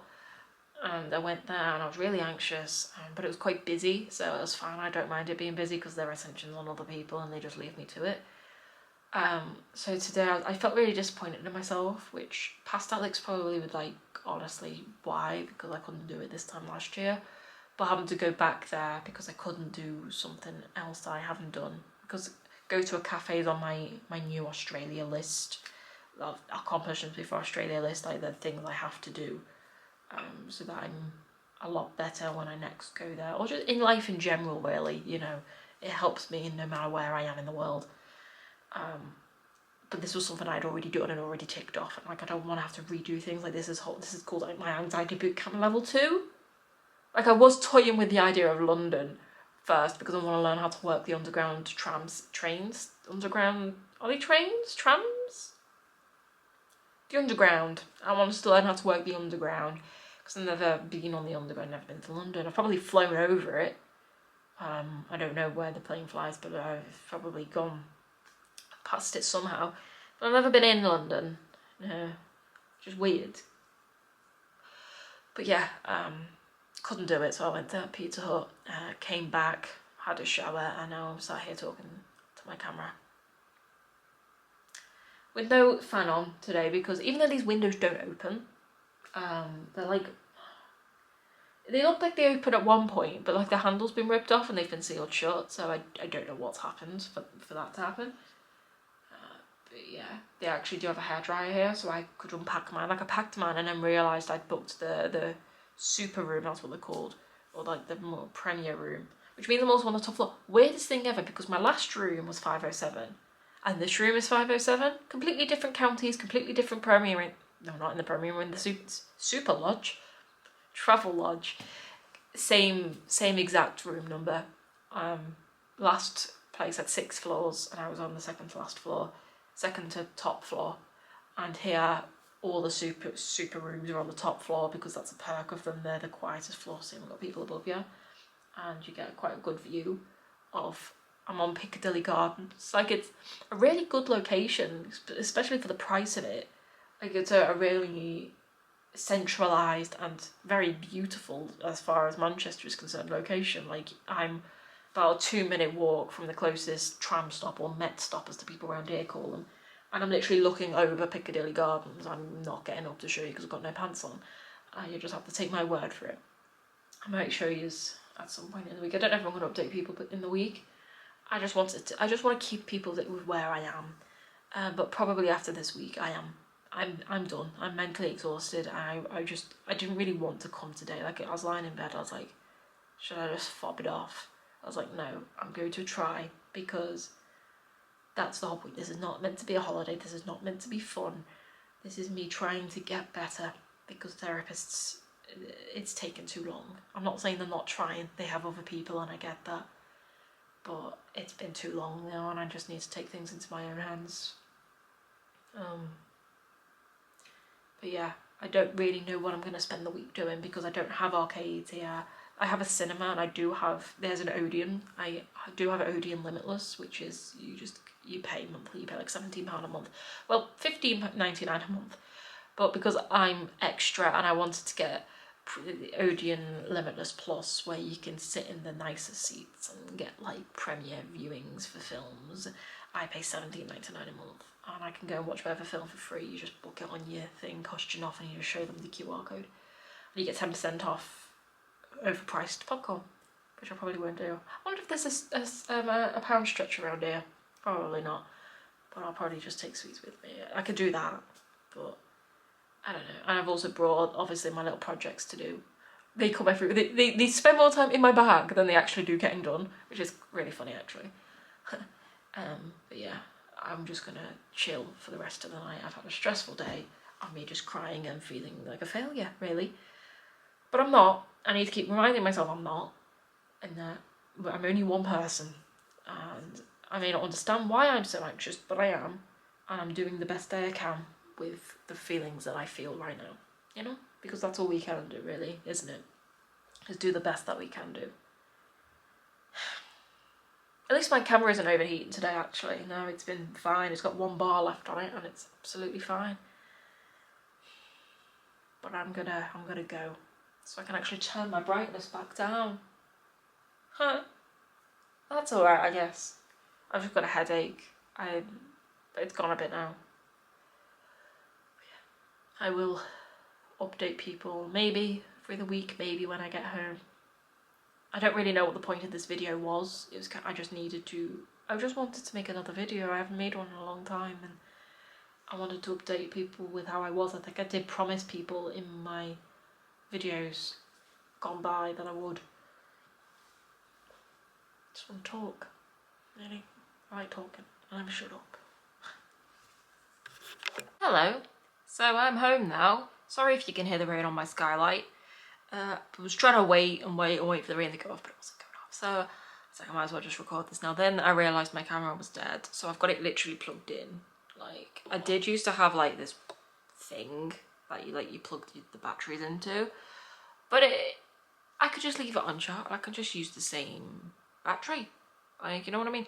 So I'm home. I've been home. It's now Tuesday night at 10 p.m. I've been home since Thursday, actually. I did go home a day early again for pretty much the same reason. Like, I didn't fancy being kicked out my hotel room at whatever it was, 10, 11 o'clock in the morning. And I'm just not a morning person, so I left like that night, well, that afternoon, because I feel more alive than to be able to carry my bag and whatever. And I did thought I had lost, where is it? This thing? No, not that thing. My card reader. I thought I'd lost my card reader, and now I've lost my card reader. No, but I thought I'd left it when I was in the second hotel. I thought I left it in the first hotel. I didn't. I did find it, and it is around somewhere, but I can't see it right in front of me, so it's to plug into my laptop to put my SIM card into to transfer my videos onto my laptop. I still don't know whether or not to use iMovie. I did try and use iMovie to edit the videos that I last made, but I can't work it. I just don't know what it is. I just can't seem to figure it out. I am better on a phone. I'm better on apps than I am with like websites, like touchscreeny phone designed apps than I am with websites. So I'm just hoping and praying I'm just going to edit this video, not delete the original videos off my phone, but I'm going to edit the original video, hope it doesn't mess it up, and then if it does, then I'll still have the original videos, go back to the drawing board and do it on iMovie. But hopefully not. This video was it was a bit pointless, really. I just really wanted to, I was sat in Southport and I just really wanted to open my camera and talk. I just needed to get it all out. Everything that was been building up inside my head for weeks, I just needed to get it out, and I wanted to film it. You know, there's so much, you know, talking to like family or whatever can do. I just wanted to put it into the world, onto my YouTube channel. The video, my most popular video, right, for some reason has like, how many views now? Like 600 views of those bags I bought, and oh my god, those bags are atrocious. I'm honestly just thinking about selling them, because like, I'm literally losing like half the money I bought them all for. Cause like, maybe not my actual backpack, but the big backpack and the little one that goes inside it. I will probably make a video about it, so I won't go too in depth with it here. But the video makes it seem more like, the video of like the infomercials and stuff makes them seem a lot more practical than they actually are. The bags themselves weighs so much that it's just so impractical, especially like with my laptop. Like my laptop, obviously I bought a new laptop, didn't I? I did an unboxing. It's big and it's heavy, and this in a normal size backpack isn't that bad, but in that backpack, that big one, where it's designed, where usually a laptop is designed to sit at your back, like right at your back. Not only is that to protect your laptop, because you know where it is, it's like right at your back and it's protected against all the other stuff, so it's not like at the front. It's also more of a weight thing. So if you've got a massive heavy laptop and then nothing else in your bag, or like only like a few t-shirts or whatever, then the bag is going to weigh forward, it's going to drag your back, because that's just the way the distribution of weight works. But with this big bag, right, I will obviously go again into this, so I'll probably have to repeat myself in a video that I'm going to make especially about it. The laptop compartment in that bag is situated in the middle, which they've designed it so you open it and the clothes are like either side of the bag, which yeah, works in theory, but not everybody is going to store clothes in that bag. I do not, when I go on trips, do not have enough clothes to fill both of those. Usually I have all my clothes in one side, a hoodie and everything else in the other side, which means that one side, usually the side closest to my back, is usually like full of really bulky weird stuff, like my tripod if I'm taking that in my bag, or blankets, or my wash bag, or hats. Like it's all bulky weird shaped stuff, or my headphones, sweets, you know, a water bottle if I don't have space in my water bottle compartment. So like the laptop isn't really 100% safe against it. And because it's in the middle, and like you've got more lighter stuff maybe against your back or whatever, it's going to drag you forward. And it kept doing that to me on my entire trip. When I did get the train home from Manchester, I did have it was hard. Now, don't get me wrong, when I say I had a good time, I did, but it was really, really mentally, not even like mental, I was going to say mentally draining. It didn't really drain me as such. I was already feeling quite drained, as you can tell from the video I made when I just arrived in Manchester. It was really hard the whole week. It did start to get, I mean, a fraction easier, like a very like hairline sort of percentage easier as the days went on.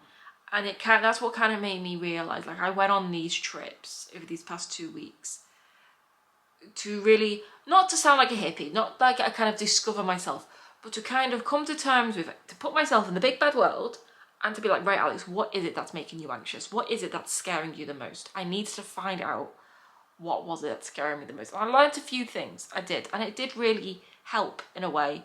I still do feel anxious, but one of the things I learned was my anxiety is mainly around food. And me and I discussed this with my mum a bit on FaceTime while I was there, and then a bit more in depth when I got home. Obviously, because she was all for me wanting to better myself and better my mental health by these trips. And so I sat down and I was like, I really think my anxiety is based, not all on food.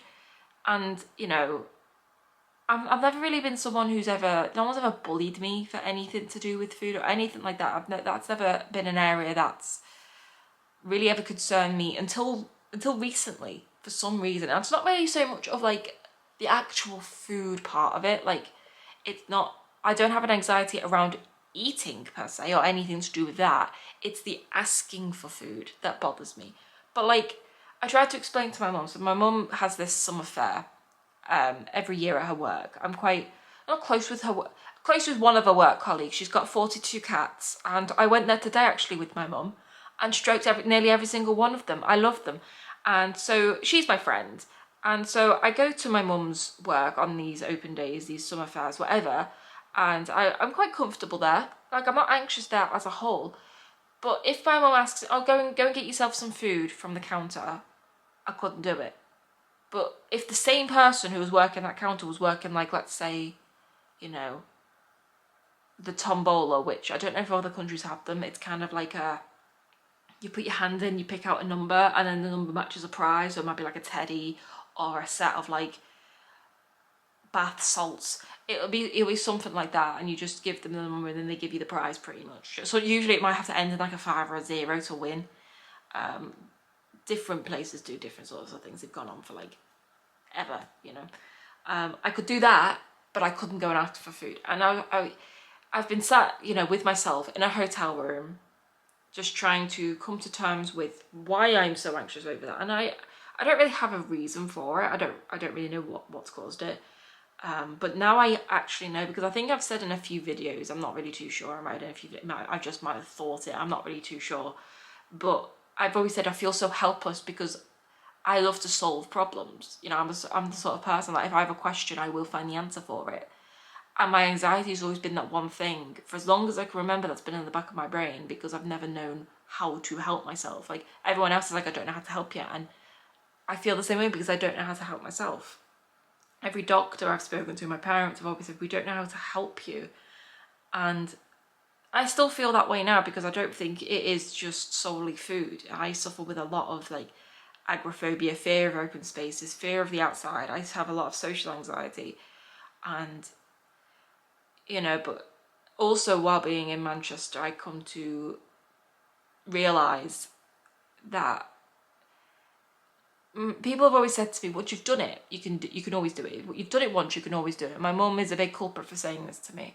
And so I've had it in the notion in my head that once I've done it once, whatever it may be, just put whatever anxious situation and add that to this, I can always do it then. Then the second I've done it, the anxiety for that one scenario will forever go away and I'll never be anxious over it again. That is not how it works. And I realise that now, that that's not how it works.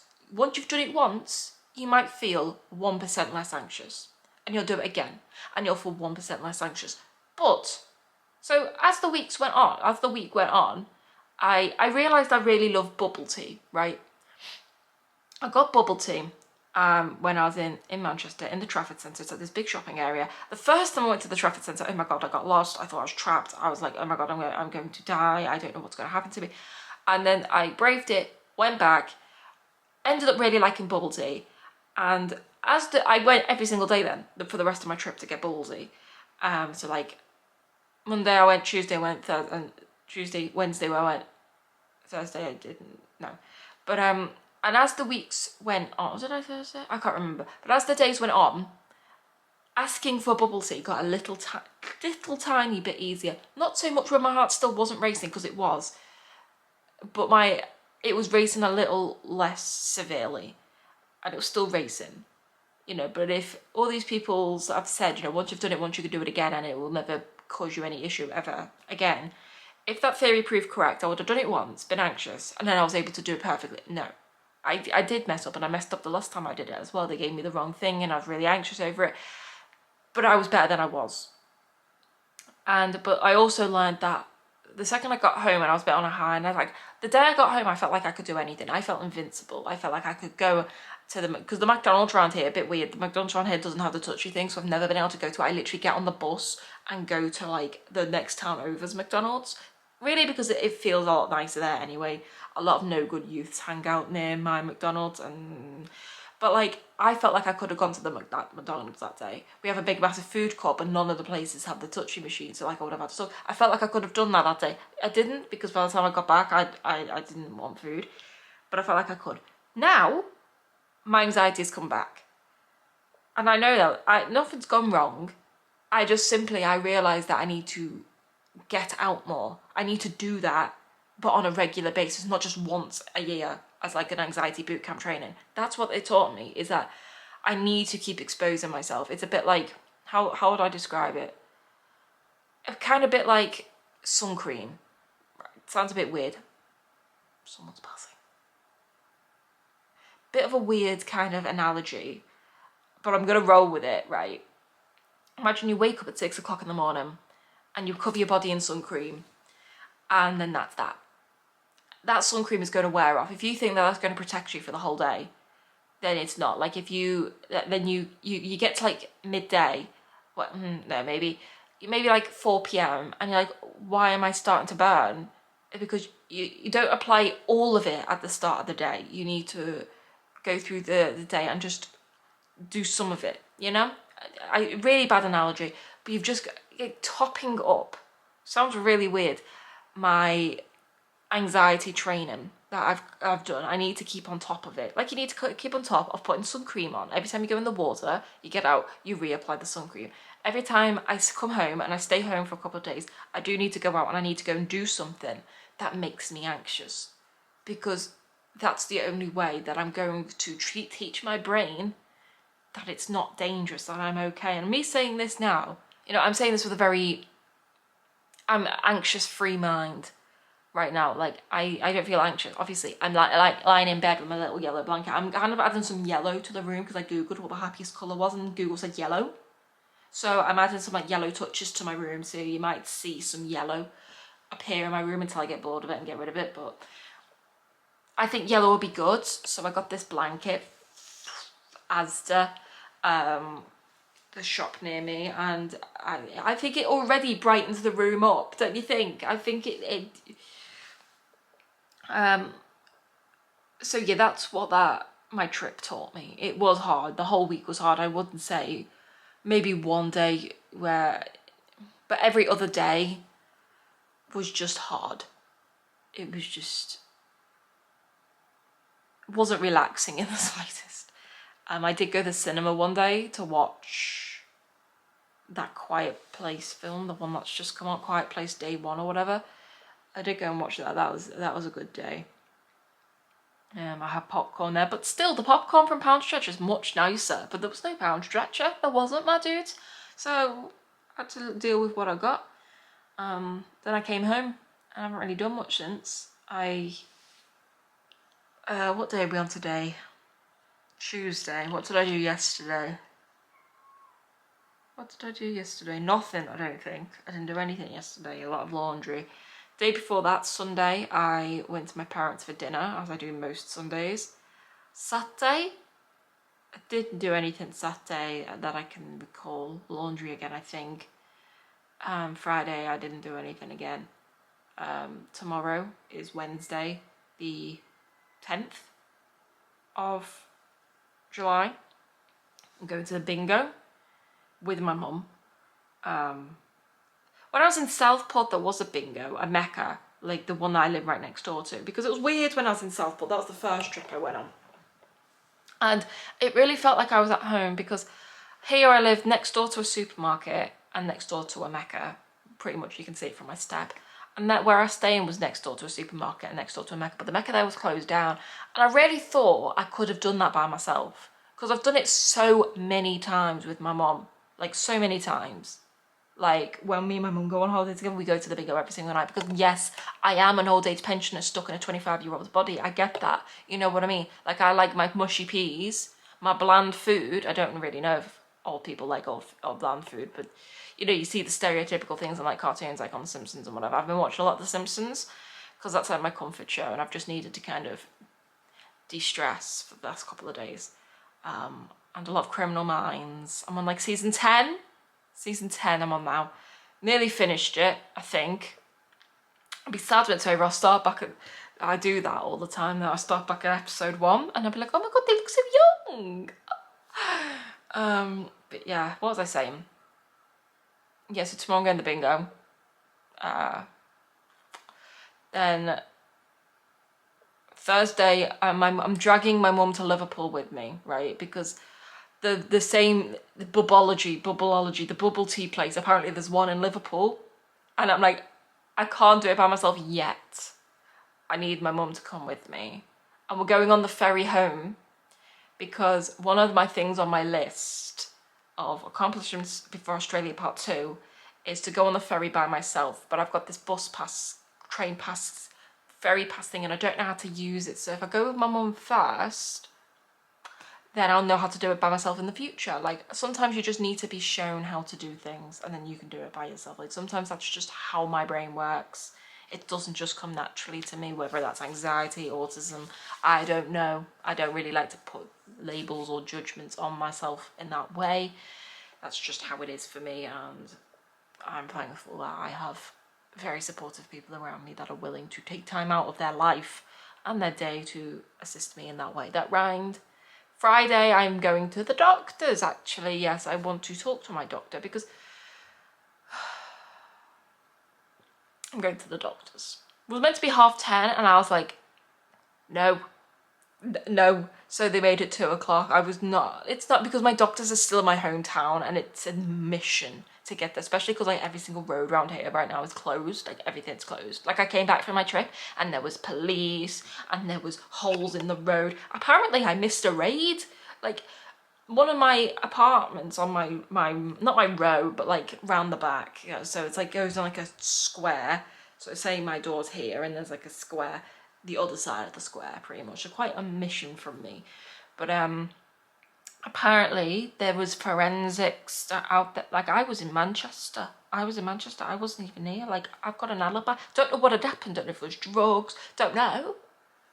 But like, I missed it. I missed the gossip. I only found out because I don't really speak to my neighbours. Like I write them Christmas cards every year. That's all they're getting from me. You know what I mean? But my mum was talking to somebody on the step because they both smoke. So they were stood on the step together smoking or something. I'm not really too sure. And they walked up together and she goes, oh, did you see the drama here last week? And my mum was like, no. My daughter, who I'm here visiting, as I do all the time, wasn't here last week. And she was like, oh, that was forensic. So I don't know what went on. But yeah, I came back to a lot of chaos. Like there was I literally came back to a police car outside my door. Like not outside my door, but like outside, obviously, because I live in an apartment, but outside the apartment doors. So I don't really know what had happened. About police, actually, they did phone me when I was in Manchester. Just over my parcel debacle. They've caught who stole my parcel, actually, so that's good. Won't speak more about it because it's like it's getting through courts and everything. But I just want to tell people they caught them. I'm getting justice. So that's good. that's really all, actually. I do want to try and do more and go out more and just live more, and it's hard. It's really, really hard. And people say to me all the time, oh, why don't you just do this? Why don't you just do that? You've got the money, why don't you just... Because anxiety, Deborah, anxiety is what stops me from doing a lot of things. And I wish it didn't. I mean, like, I know what I want to do. Like, I've got a list, a bucket list, if you will, of things that I want to do. Not even like extreme things like skydiving, literally just, you know, like going to a cafe by myself. It's still something I haven't done. Like an actual, like, city downy cafe or a standy uppy cafe, I don't know. Like, just little things that people just do on the daily and take for granted. Or go on the London Underground is another one. That, like, yes, I have the funds to do it, but I don't have the anxiety-free brain to do it. You know? And if I could do that, I would be I would feel blessed in my life if I could do the things that I want to do. And they're not even drastic things. They're really not. Like, I'm a simple person. You know, I don't want to buy anything. I don't want anything like that. I just want to live how everybody else lives. And that's not really depressing. But, do you like my new pencil case? So, all the stuff that I sold on eBay, I thought, what can I buy with it? So I bought this pencil case. It's from the company Bellroy. I've had a lot of stuff from them in the past. Focus on the label. You can probably see that, I don't know. But it's from Bellroy. It's an Australian brand, but I think they have like a UK like headquarters now as well. I also got, this is my backpack. I also got, anything in here? Yes, I got a new wallet, because it's a lot thinner than my old wallet. My old wallet's over there. It was kind of a zippy one, and you could put coins and cash in it. This is really just for cards. Can I show? Yeah, so it opens this way, which is for your two main cards. So I've got my bus pass and then my provisional driver's license in there for ID. Like, you can use that for like any sort of ID for the bingo. That's on my brain right now. And then this is where you can keep 6 other cards. Which I've got my library card in there, and then all my other cards, like my rail card, and then all my bank cards, and then obviously the most important one, my Mecca bingo card, obviously. And it's just a lot thinner, so you can fit it in like a lot smaller, so you can fit in a lot more pockets. Because I don't really carry cash. Very, very rare I carry cash. I got a new AirPod case. It came with like an adhesive strip on the cap so the cap doesn't fall off, and then a string. But I don't like it attached it to the outside of my bag, because one time I was bouncing. I was walking, but I walk with quite a bounce. I kind of like, I bounce when I walk, like I have a jumpy walk, and it like popped open, because it's not that you know, you just have to knock it against the wall and it'll open. And the AirPods fell out, and I spent ages like on the it was an indoor shopping area, but I found them. But I like to keep it in my bag now. And the last thing I bought, that was my hand sanitizer. The last thing, this all came as like, it's from the same company, was this, which is literally a massive version of my wallet that I had. Same again, Bellroy has the little owl there. I don't know if you can see that, but it's like a travel portfolio, so you can keep like your passport in here, and you've got like space there and space there, and then a space at the back for like your boarding pass and stuff. It's meant for an airport, which is why I got it. I've got my global health insurance card, a GHIC card. They used to be called an EHIC card, a European health insurance card. You can't use it across the globe, you can only use it in Europe. I don't plan on going to Europe anytime soon. I was last year toying with the idea of Amsterdam, but again, that's another thing I want to do. I want to go to this little pod, like this hotel thing, like a pod hotel, what they call capsule hotel looking things, in Amsterdam or Rotterdam. There's 2. But hey ho, this is my Perth Smart Rider for it's got $20 on it, because the last day I was riding the rails. I sound like Rover from Animal Crossing. I've been riding the rails since 2002. Last time I was riding the rails in Australia, I have also load on it, so if it goes below $2, it reloads $20 on it. So I literally spent my last 2, and then it went back up to 20, and then I wasn't going to go on the bus again because I was coming home. And it comes with this cute little pen, tiny little pen. So when I'm on the plane, they give you like these little documents to fill in to make sure you're not smuggling whatever you're not allowed to smuggle over. And like now I've got a pen. I'm not going to use it because like I can't imagine there being much ink in them. They did come with like a reusable ink thing, but like, you know, I don't need to use it because I've got a pen. Like I've got a whole pencil case full of pens right here, you know what I mean? Then I've got my Hayes travel money cards, which are now on Apple Pay. It was like, oh my God. So I hated using them when I was in Australia. Hated them because I've never used my bank card. Like I've maybe used it once to draw out money in the almost 5 years that I've had it. I just Apple Pay everything. So like I did a lot of times just Apple Pay things in Australia, realizing that it was my British bank card, and I got charged loads because it's just natural habit. Like otherwise I'd put my bag down, get my wallet out, and I don't like doing that. Like I feel like I'm taking up people's time, like in the queue, like put my cards back in my bag, and I lose things and I just shove it inside my bag and it falls out, and it's an absolute nightmare. It just doesn't work well. So now you can use them on Apple Pay. So you just double tap your phone, and then on the settings, like on your Apple Pay settings, so you go on settings, go on Apple Pay, you can choose which one your primary card is. So when I do travel abroad, I can set one of those cards. They're both the same, but they said they're going to give me a spare card, so I've got 2, but they're both linked to the same account. I just set one of those cards to my primary card, so every time you click, it will come up with that card first. Any Apple user who uses Apple Pay will know exactly what I'm about. Best thing that happened to me all month, honestly. Was that June or May that I found that out? It was either early June, late May, that I realised that, and I was like, oh my God, that is fantastic. That is absolutely the best thing that's happened to me all summer this year. So yeah, I won't have any horrible charges, because they were charging me even when I come home from Australia. They were still sending me out weird charges on my card, which was a bit of a pain, because I couldn't budget properly. And because I love Bellroy, this is my key card thing that I've had since I bought it like when I was applying for this place. So I've had it like literally had it over 2 years. I've used it obviously on the daily, and it's aged really well because it's real Australian leather. And so I've got 3 keys. That key is my one for my letterbox, and then that's just my parents and my key to my parents' house, which is good. Same brand, everything matches. I quite like the brand. The bags, however, my bag's not really a fan of, but I will make a video about that. I'm gonna end up forgetting that my key is in there.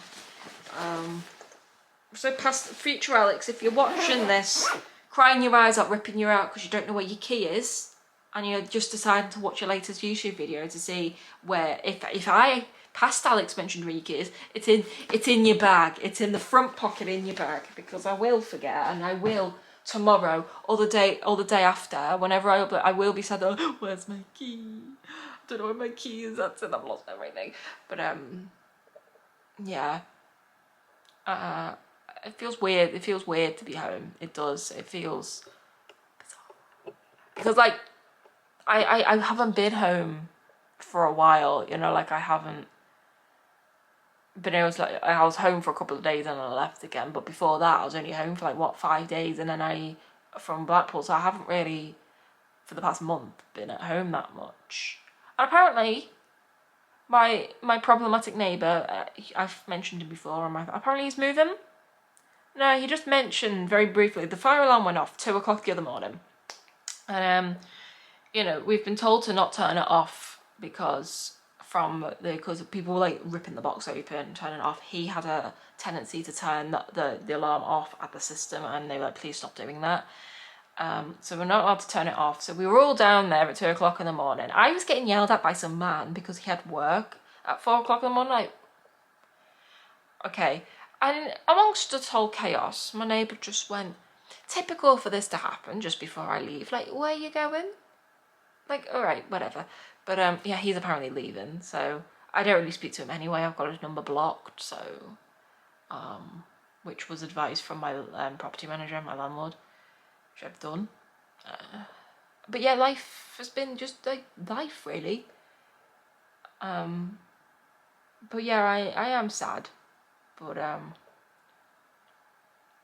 I'm confident that it will all be better one day. That I do right now. You know, like when you've had a really bad cold, right? And then you wake up one morning and all of a sudden you're not like you can breathe again. And like it's not great. Like your nose still whistles, but like you feel that cold air again for the first time in your nose after you haven't been able to breathe out your nose for like 3 days. That's how my brain feels right now. I feel like it's very far off, but I do feel like there's light at the end of this tunnel. And I do want to be optimistic about it. Because this has been, all cards in about a 10-year long journey that I've been on. First started experiencing like mental health symptoms when I was 12. And I had a breakdown at my uncle's house, and I don't remember much of it. My uncle phoned my mum not knowing what to do. I was 12. Then obviously my mental health did go downhill. I ran away when I was 14. And then I was diagnosed with autism when I was 14, early 15. That sort of time.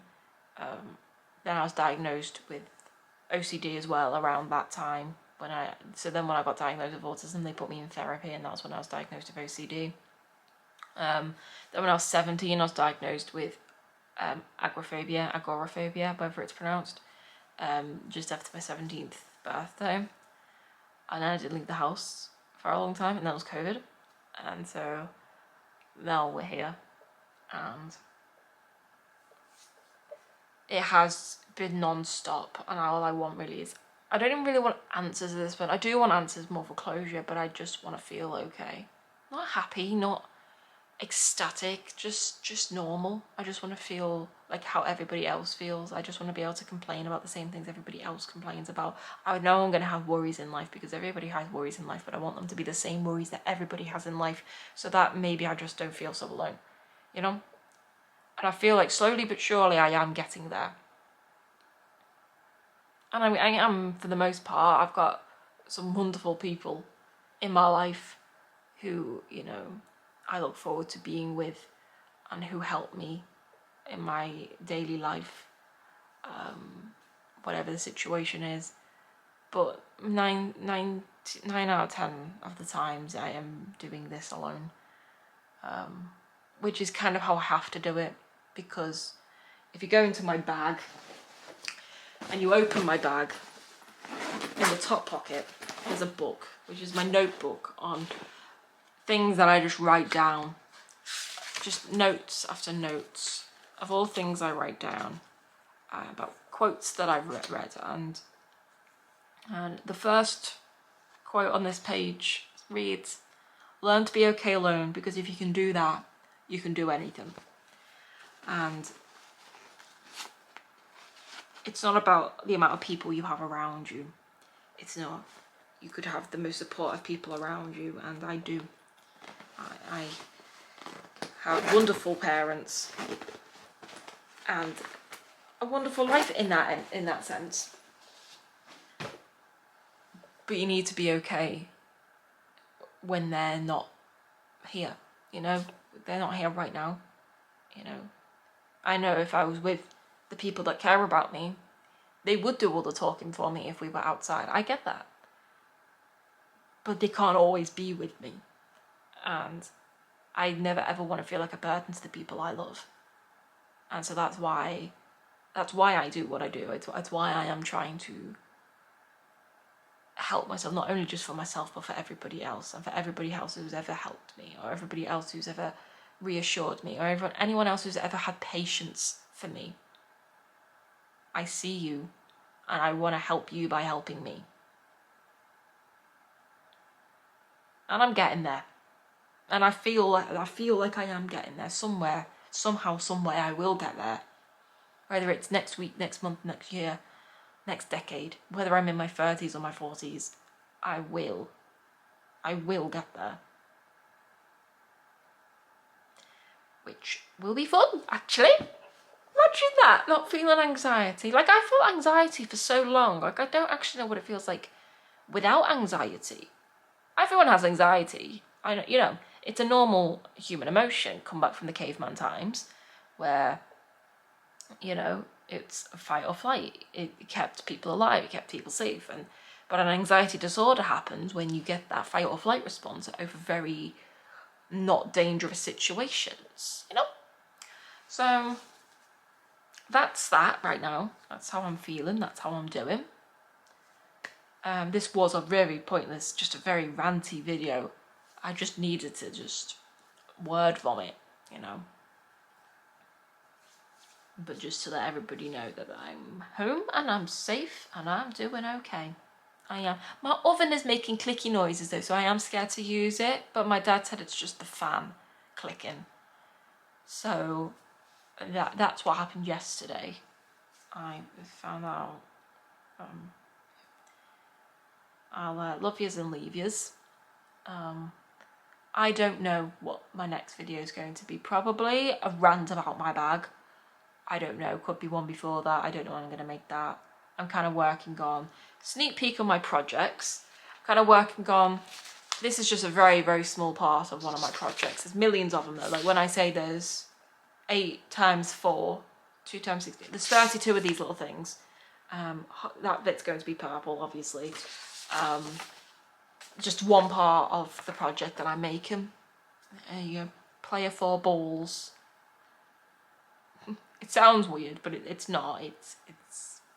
It's what it is. I don't know. That's a good song. I was listening to that the other day. It is what it is, what it is, what it is, what it is, or whatever it goes. What a bop. Honestly, what a bop. But yeah, I'm going to, this wire's like right across me right now, so I'm going to let my poor camera charge while I find my card reader, upload this, put this on my phone and edit it and then put it up. I need to make a thumbnail as well. I hope I took some, maybe it could be the ducks. Maybe we can make the ducks the thumbnail or something. We'll find something to be the thumbnail.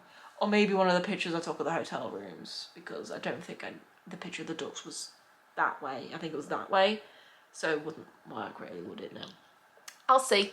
I'll see what I can do. Until then, goodbye, farewell. Goodbye, farewell. No, Alex, shut up.